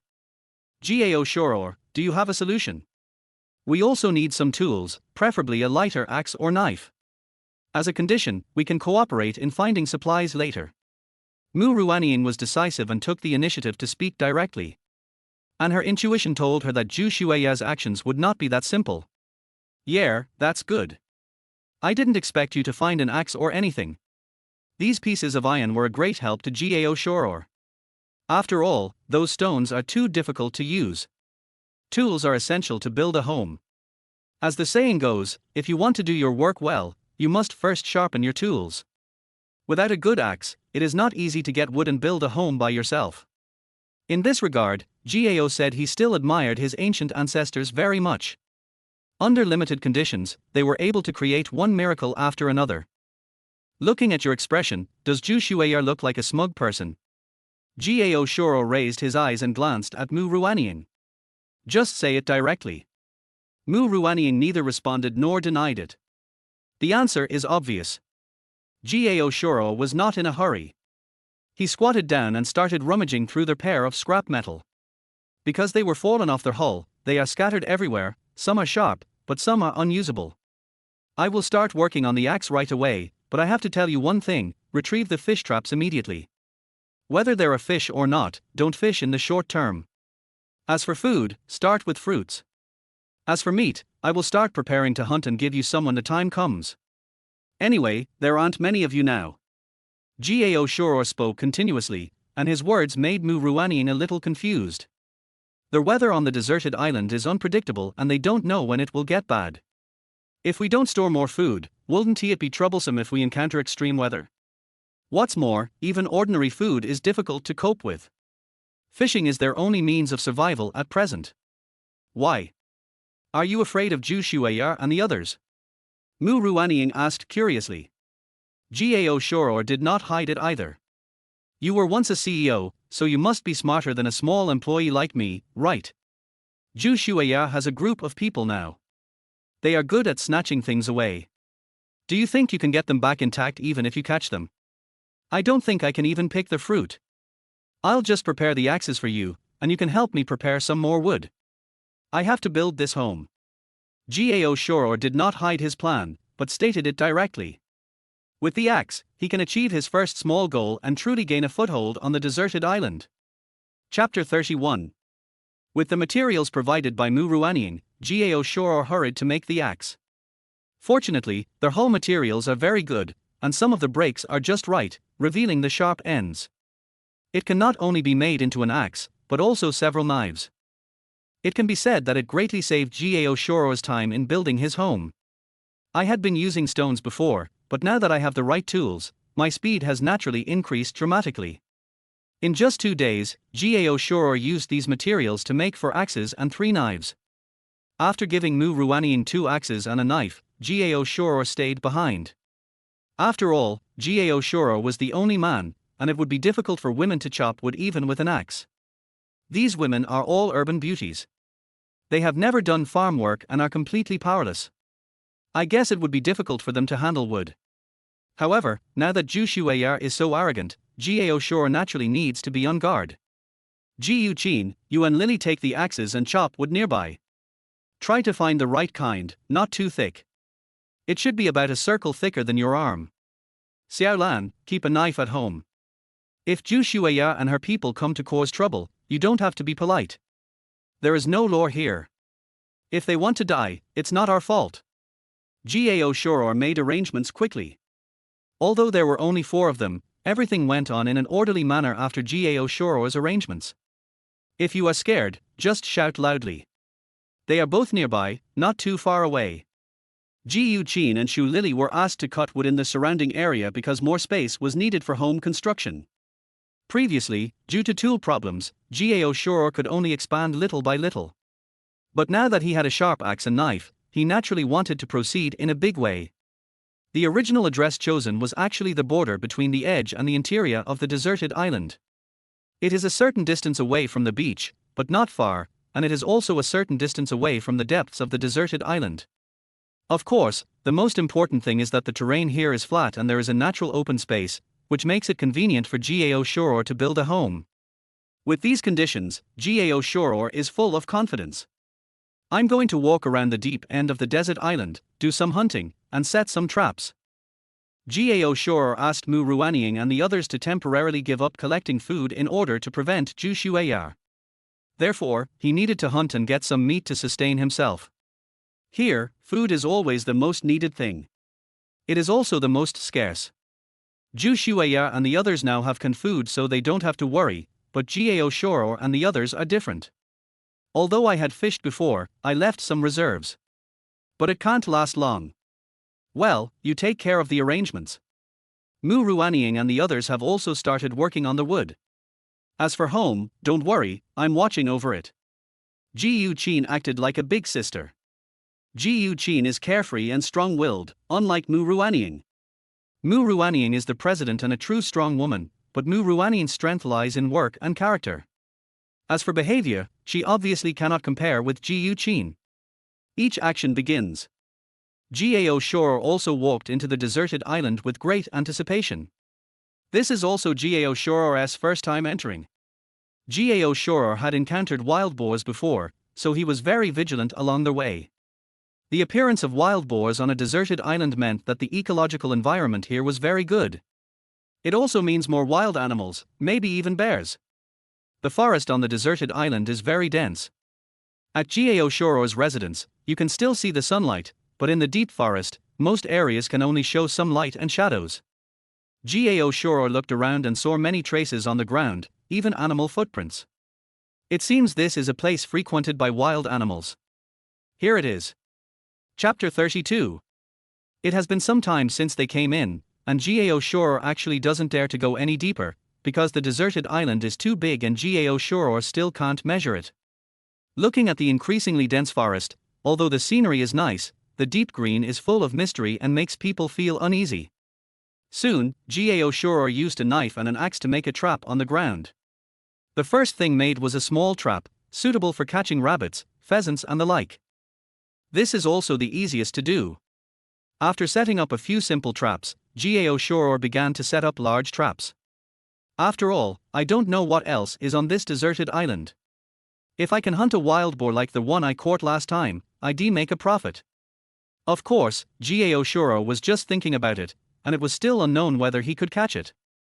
In short, it's always a good idea to set up more traps. After spending 3 hours, Gao Shuo finally completed all the traps. After leaving a mark aside, Gao Shuo turned and left. Although the trap had been set, Gao Shuo still searched the area nearby. If he could find something useful, it would be the greatest help to Gao Shuo. After walking around for a while, Gao Shuo took a closer look and saw a nest built with hay and branches in the dense forest. Not only that, Gao Shuo saw the pheasant hidden inside at a glance. Unlike domestic chickens, pheasants have simpler feathers and their flying ability is far superior to that of domestic chickens. Seeing that the pheasant was unaware, Gao Shuo also began to figure it out. If we can catch him, this trip will not be in vain. While thinking, Gao Shuo suddenly thought of a solution. Fortunately, he kept a certain distance from the pheasant and did not alarm it. Gao Shuo found some vines and quickly weaved a cage while leaving enough distance. Add the insects found in the nearby soil, and soon, a super simple trap was completed. This is most common in rural areas and is usually used to catch birds. Due to limited conditions, Gao Shuo can only give it a try and try his luck. If he is lucky enough, he can catch it. After doing everything, Gao Shuo hid nearby, then quietly threw out the extra insects to attract the pheasants little by little. Sure enough, after the insects appeared, the pheasant became alert, but when it saw the insects on the ground, it couldn't help but come out. And this has already fallen into Gao Shuo's trap. There were more and more insects, and they led all the way into the cage. The moment the pheasant walked into the cage, Gao Shuo pulled the vines fiercely. Bang! The cage fell and trapped the pheasant instantly. Gao Shuo was very surprised that it was successful at once. I didn't expect it to be so smooth. Gao Shuo trapped the pheasant in a cage and packed it up directly. Looking inside the nest again, there were actually 4 pheasant eggs. Wow, this is quite a harvest. I'll take them all. Gao Shuo was also not vague. Fortunately, he brought a cloth bag when he came out. This was made by Ji Yuqin and the others using the scraps of clothes. After taking it, Gao Shuo didn't stop and turned back. The trap is ready, and we just need to wait a day or 2 to see the results. After all, it is a long-term plan, and the trap needs time to work. But it was already pretty good to be able to catch a pheasant on this trip. At that time, residence. As soon as Gao Shuo came back, he saw some wood in the yard. More than 3 hours passed, and Ji Yuqin and her friends had already chopped down some wood. Although it's not much, it's better than Gao Shuo doing it alone. Chapter 33. Ji Yuqin and Shu Lily's progress was not fast, but with the addition of Mu Ruanying and the others, they accumulated a lot of wood. Besides, there is plenty of time. Gao Shuo was finally able to leave himself some free time to think about the construction of his home. Gao Shuo, what's in your cage? When Gao Shuo came back, Ji Yuqin and the others had just taken a rest when they were attracted by the things in Gao Shuo's hand. Pheasant, you're lucky this time. As soon as Gao Shuo finished speaking, Ji Yuqin, Shu Lily and the other 2 girls surrounded him instantly. But they had never seen a pheasant. They turned around and looked at it, full of curiosity. There are still 4 pheasant eggs. How about that?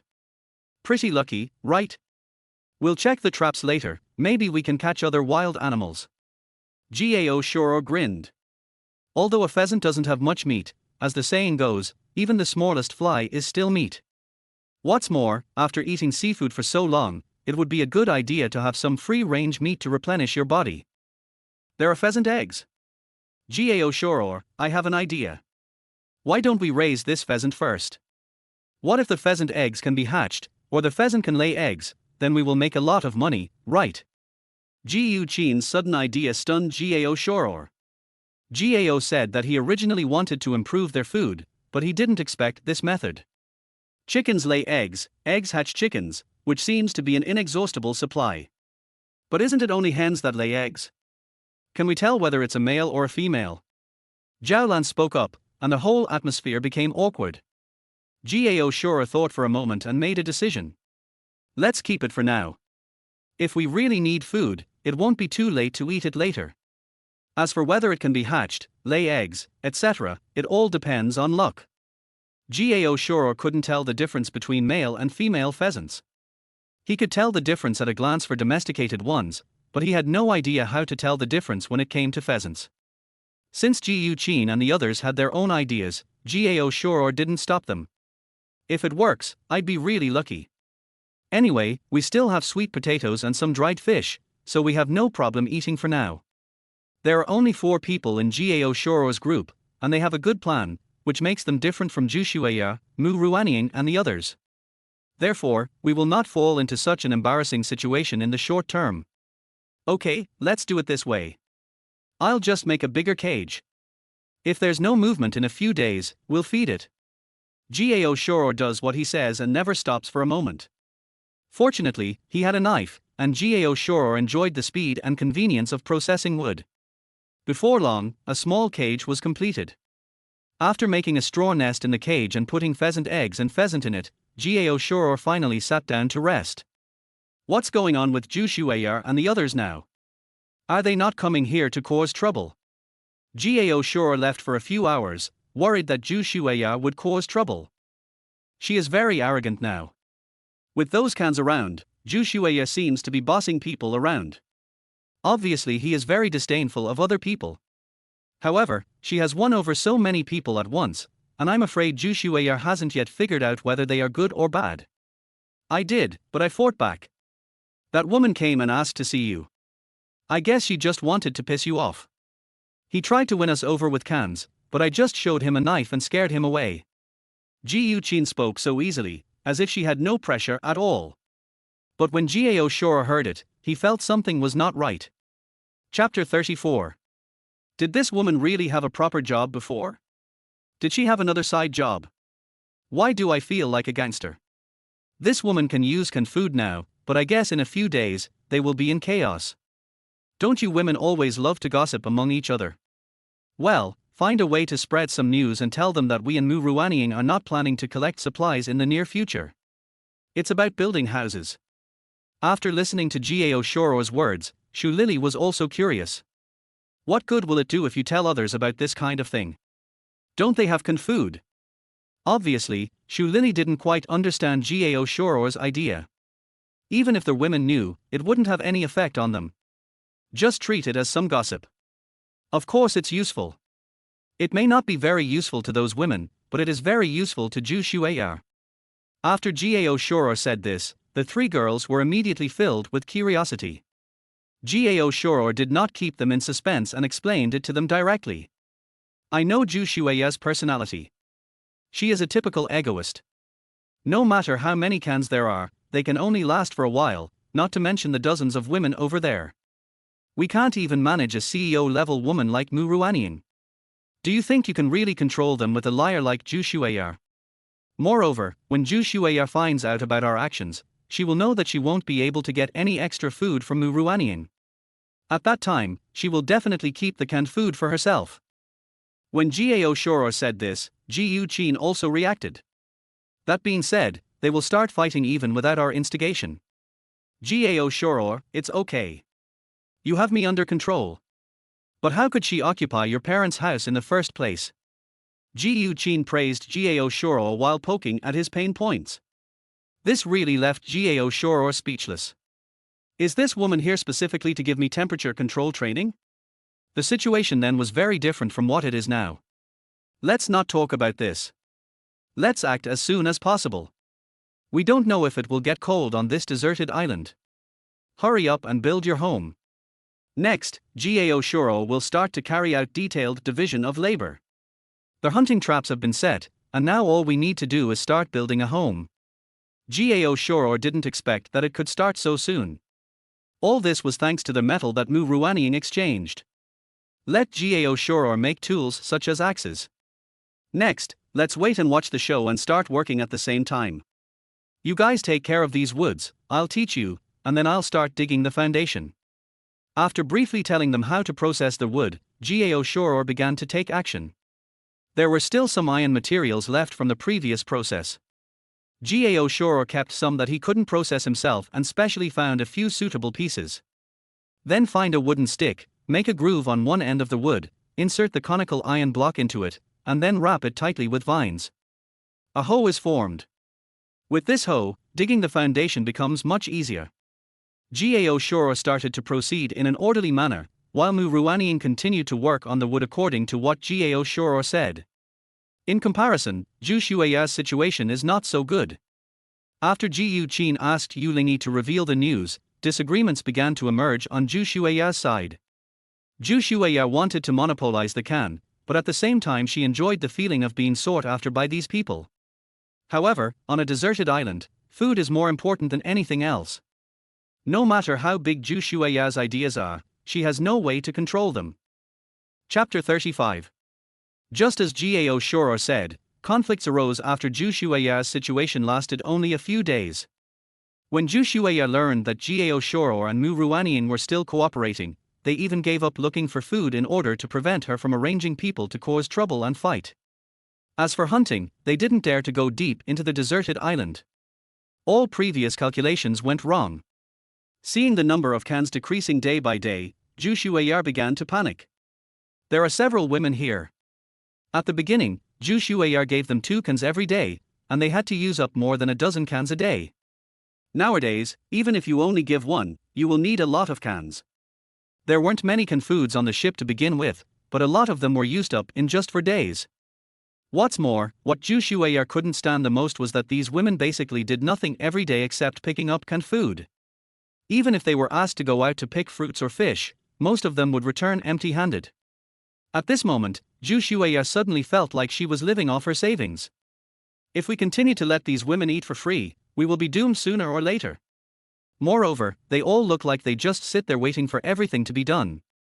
They have hands and feet, but they do nothing. Although there is nothing wrong with Zhu Shui's idea now, she never expected that she was like this in the past. When she was with Gao Shuo, he took care of her eating, drinking, defecating and urinating, but in the end, she took over his position. Of course, a selfish person like Zhu Shui would never reflect on her own problems. Always pointing fingers at others. Because the canned food was consumed at a rate far exceeding Zhu Shui's expectations, she began to become dissatisfied. When everyone gathered together and waited to receive the canned food again, Zhu Shui said it bluntly. Everyone, there aren't many cans left now, but you can't bring back food every time, so forget about the cans. If you want to eat canned food, you can naturally exchange it for canned food whenever you can find food. Zhu Shui is very direct. As soon as she said this, the women started shouting. Everyone was expressing dissatisfaction. Zhu Shueya, what do you mean? Do you want to keep it all for yourself? We were asked to go out and look for it, but you never went there once. You just want us to work for you. You must give me this can today. Zhu Shueya's words immediately angered the group of women. Although they are also vases, their tempers are no worse than Zhu Shueya's. When there is food and nice things to say to each other, everyone calls each other sisters. But if something goes wrong, they are no longer sisters, but an enemy with a deep hatred. This woman's speed of changing her attitude is no exaggeration. Even if they are good sisters in front of others, who knows how they might curse at each other behind their backs. I found all these cans. I have no obligation to give them to you. Zhu Shueya was firm in her attitude. If the cans were taken out again, then everything would be gone. Zhu Shueya originally gave them the cans in the hope that they could be of some use, but now, not only could they not cause trouble for Gao Shuo and the others, she even lost so many cans. This is not what Zhu Shueya wants to see. On this deserted island, all she can rely on now are these cans. If she can't even save these cans, she'll be finished. While Zhu Shueya's attitude was tough, she also completely angered this group of women. Chapter 36. One by one they rushed forward, completely ignoring any attempts to stop them, and started to fight, or went straight for the cans. Zhu Shueya couldn't resist the sudden attack alone. Everyone was scrambling for the cans, and Zhu Shueya was directly thrown to the ground. Even though she screamed at the top of her lungs and tried her best to stop it, it was of no avail. The cans were looted, leaving Zhu Shueya, who was in a mess, angry, helpless, and confused. Faced with the joint hostility of other women, Zhu Shueya was completely unable to resist. They are all self-righteous little fairies. Zhu Shueya is scheming and selfish, but the others are equally strong. The weather on the deserted island suddenly changed, heavy rain swept in, and the sea breeze was no longer gentle. Zhu Shueya was alone on the boat, looking at the food that had been looted. Her face looked as pale as death. She originally thought that with those canned foods, she could live the life she wanted here and vent her anger, but she didn't expect that it would turn out like this in just a few days. The weather on the deserted island suddenly changed, and Gao Shuo and his companions quickly packed up their supplies and rushed into the room. Although the initially constructed wooden house was not big enough, it was sturdy enough to provide people with a sense of security even in the face of heavy rain and strong winds. The four of them were inside the wooden house. Although they had no living space, the small house was still exceptionally warm in this kind of weather.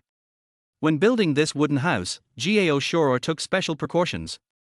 The walls of the wooden house are made of a mixture of hay and soil, which not only eliminates the gaps between the wood but also solves the problem of keeping warm. The deserted island is on the sea, so there is no need to worry about the temperature during the day and it is fine to stay outside.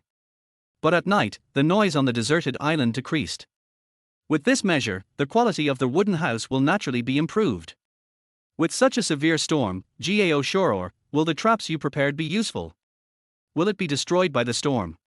Ji Yuqin listened to the noise outside. She had never seen such bad weather before and was a little worried for a moment.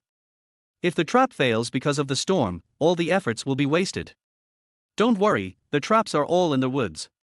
They are dense and won't cause much interference. And in this kind of weather, maybe we'll get lucky. Gao Shuo is optimistic about this.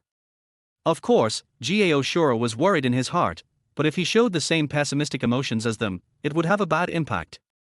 If even they themselves feel there is no hope, you can imagine how they feel. This is a deserted island. If you keep holding on to negative emotions, you won't live long. That's good. It's raining so hard. I wonder what's happening to those guys on the boat. Do you think Zhu Shueya will be backstabbed?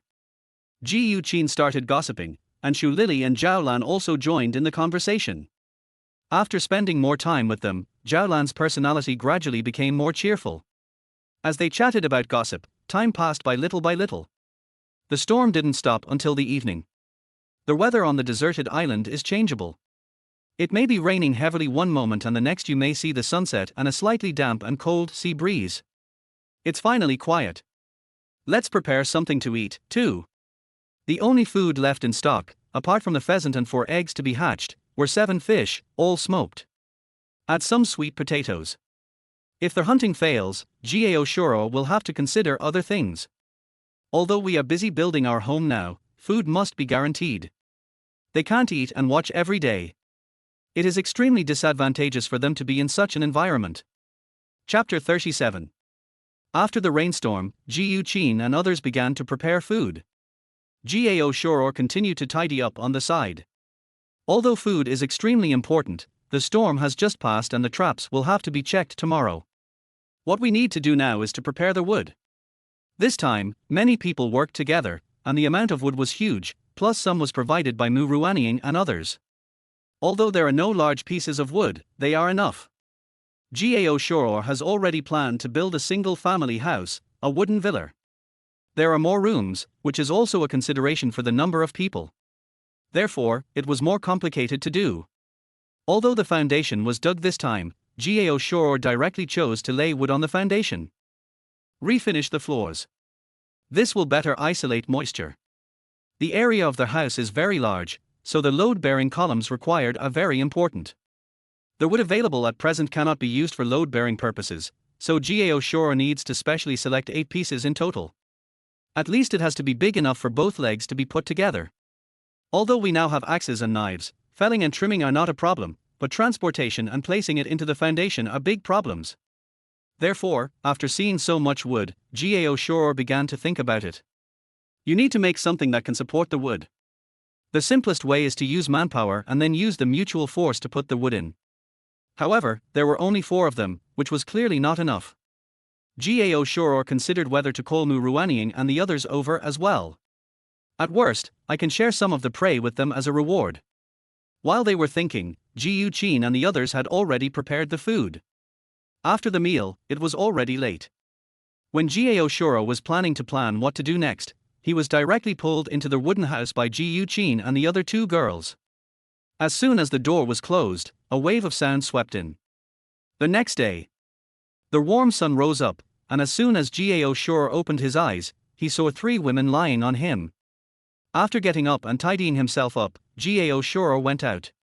As soon as I came out, I saw Yulingi already waiting outside. He looked around, looking with curiosity at the foundation that Gao Shuo had dug and the pile of wood. "Brother Gao, you're up." Seeing Gao Shuo leaving, Yulingi turned around and looked at him with envy in her eyes. Of course, the girl didn't dare to look into the room. What she envied was that Gao Shuo and his family had a house to live in, instead of being squeezed in a cave like them, and having to sleep in fear at night. Although they were also stranded on a deserted island, Gao Shuo and his friends lived much better than them. "Little girl, why are you here so early in the morning? Is there something wrong?" Yulingi had just turned 18 years old. In Gao Shuo's eyes, she was just a girl, so naturally he would take special care of her occasionally. Seeing Gao Shuo asking, Yulingi hurriedly told him the purpose of her trip. "It was Sister Mu who asked me to come. Many people came to our place yesterday, but due to the weather, Sister Mu couldn't keep them. They brought a lot of canned food. Sister Mu asked me to ask you if you want any. If you need it, you can take some first, and then give us some when you have meat." Hearing Yulingi's words, Gao Shuo raised his eyebrows and immediately understood. It turns out that Zhu Shueya has gotten into trouble. To be honest, Gao Shuo really wants to see Zhu Shueya's expression now. But there are too many things to do, and Gao Shuo is not interested in it. "No problem. You talk to Gao Shuo and the others later.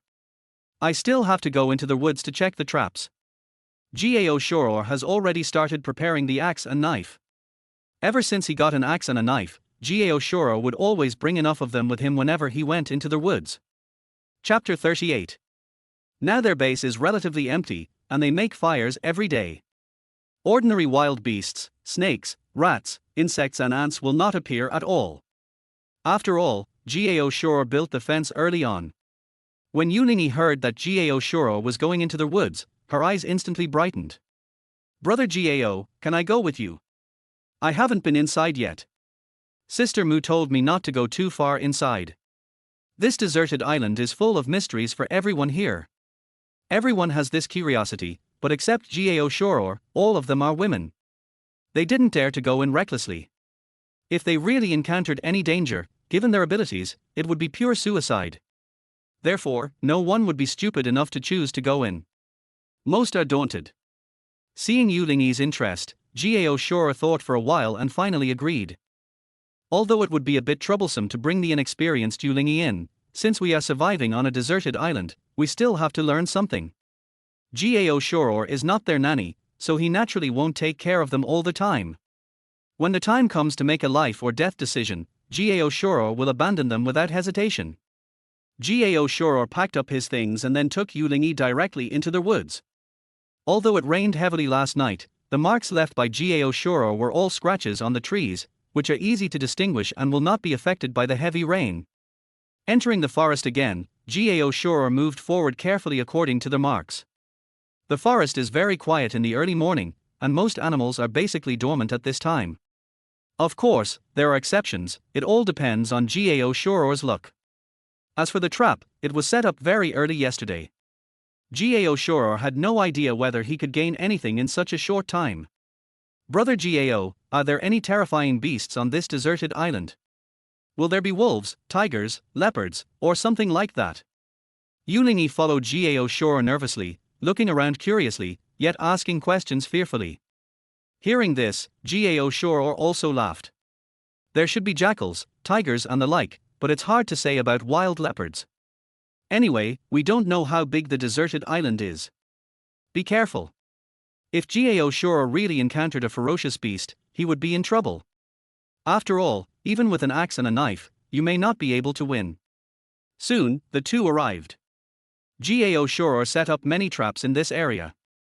When I went forward to check, I found that several small traps were completely motionless. Gao Shuo was not disappointed by this. But keep moving forward. Sure enough, staying optimistic will always bring good luck, and I successfully caught a hare in the trap in front. This hare is quite fat. Gao Shuo didn't waste any time and immediately cut the rabbit with a knife so that it could be carried away easily. There are other traps to check out after all. In the subsequent traps, there were no signs that the large trap had been triggered, and there was no prey. Other traps, however, did catch rabbits and pheasants. After a careful count, it was found that this trap caught 3 rabbits and 2 pheasants.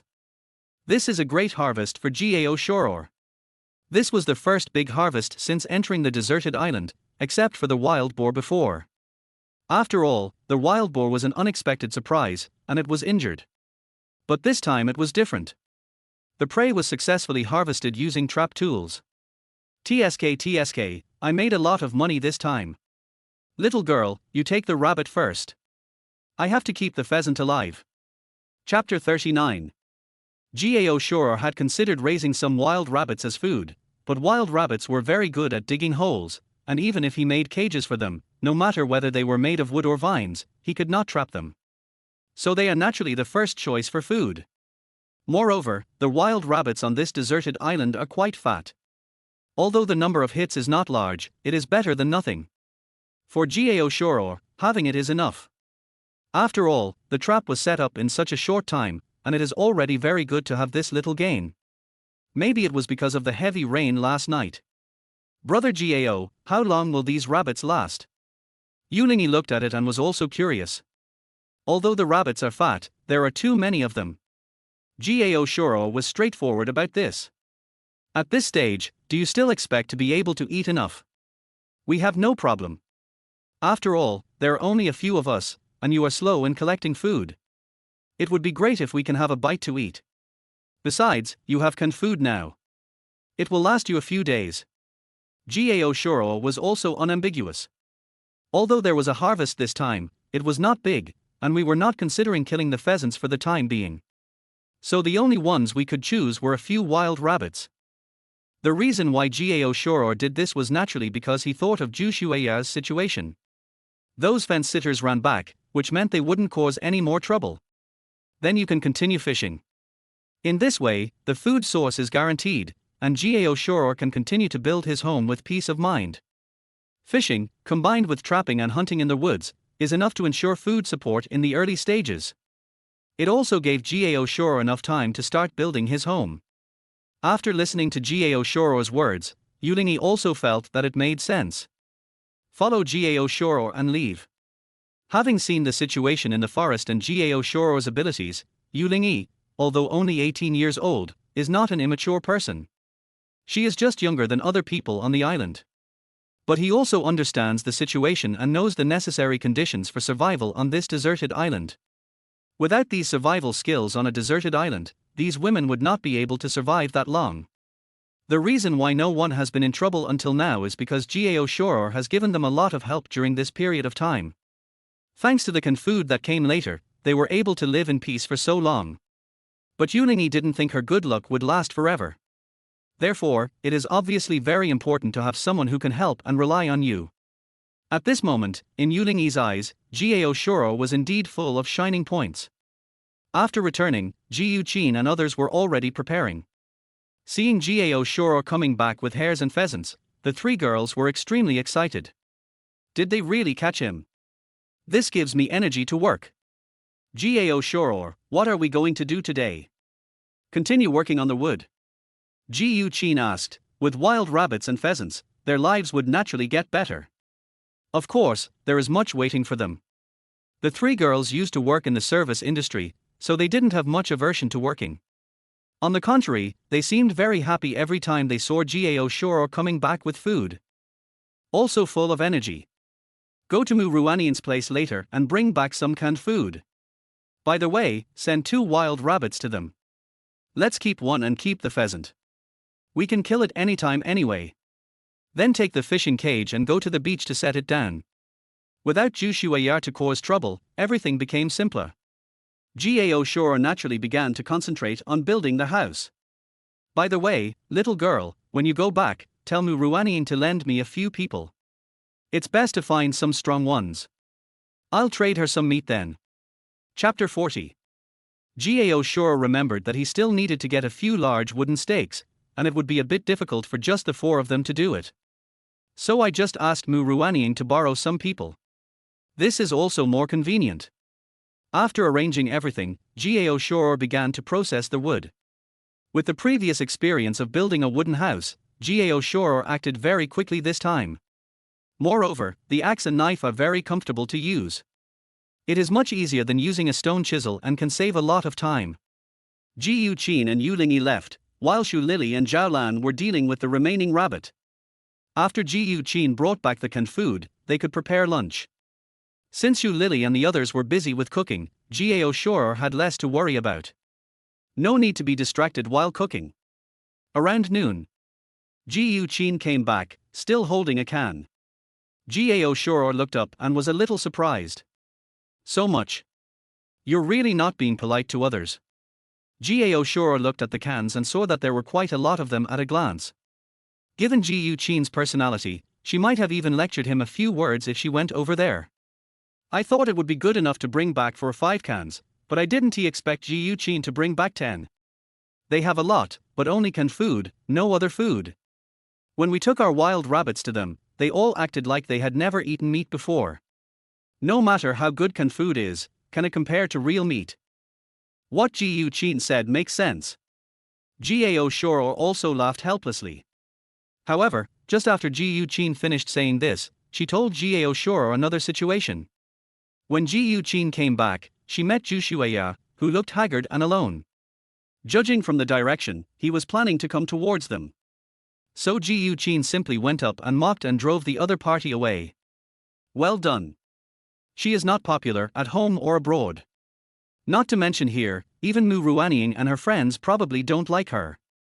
Gao Shuo didn't have any sympathy for Zhu Shuai's experience. He even felt very happy. If I hadn't been busy building it, I would have gone to ridicule it myself.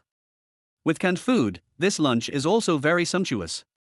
It was the best meal the 4 of them had ever had, except for the wild boar. I say, should we consider getting some seasoning or something? After eating canned food, I realized that we haven't eaten food with seasoning for a long time. As the saying goes, there is no harm without comparison. Although meat tastes good, it has no other flavor and you will feel uncomfortable if you eat too much. Instead, it will feel like chewing wax. Of course, the 3 girls were not being pretentious. Even Gao Shuo had the same feeling. Well, it depends on the weather. If the weather is good, we might be able to make some coarse salt. Don't worry for now, you can do it when you have a break. Gao Shuo had thought about this before, but it was not appropriate on the beach because there was a distance and no one could keep watching. Nowadays, the residence has become empty and the sun shines directly in. Doing these things is just a matter of time. Can this be done? Is it the salt land or something like that mentioned on the internet? Gao Shuo looked at Gao Shuo in surprise. She originally thought that Gao Shuo only knew basic wilderness survival skills, but she didn't expect that he could even do such delicate work. This is really surprising. It's not that difficult, and we have the conditions here. Eat quickly, rest for a while, and then we have to work again.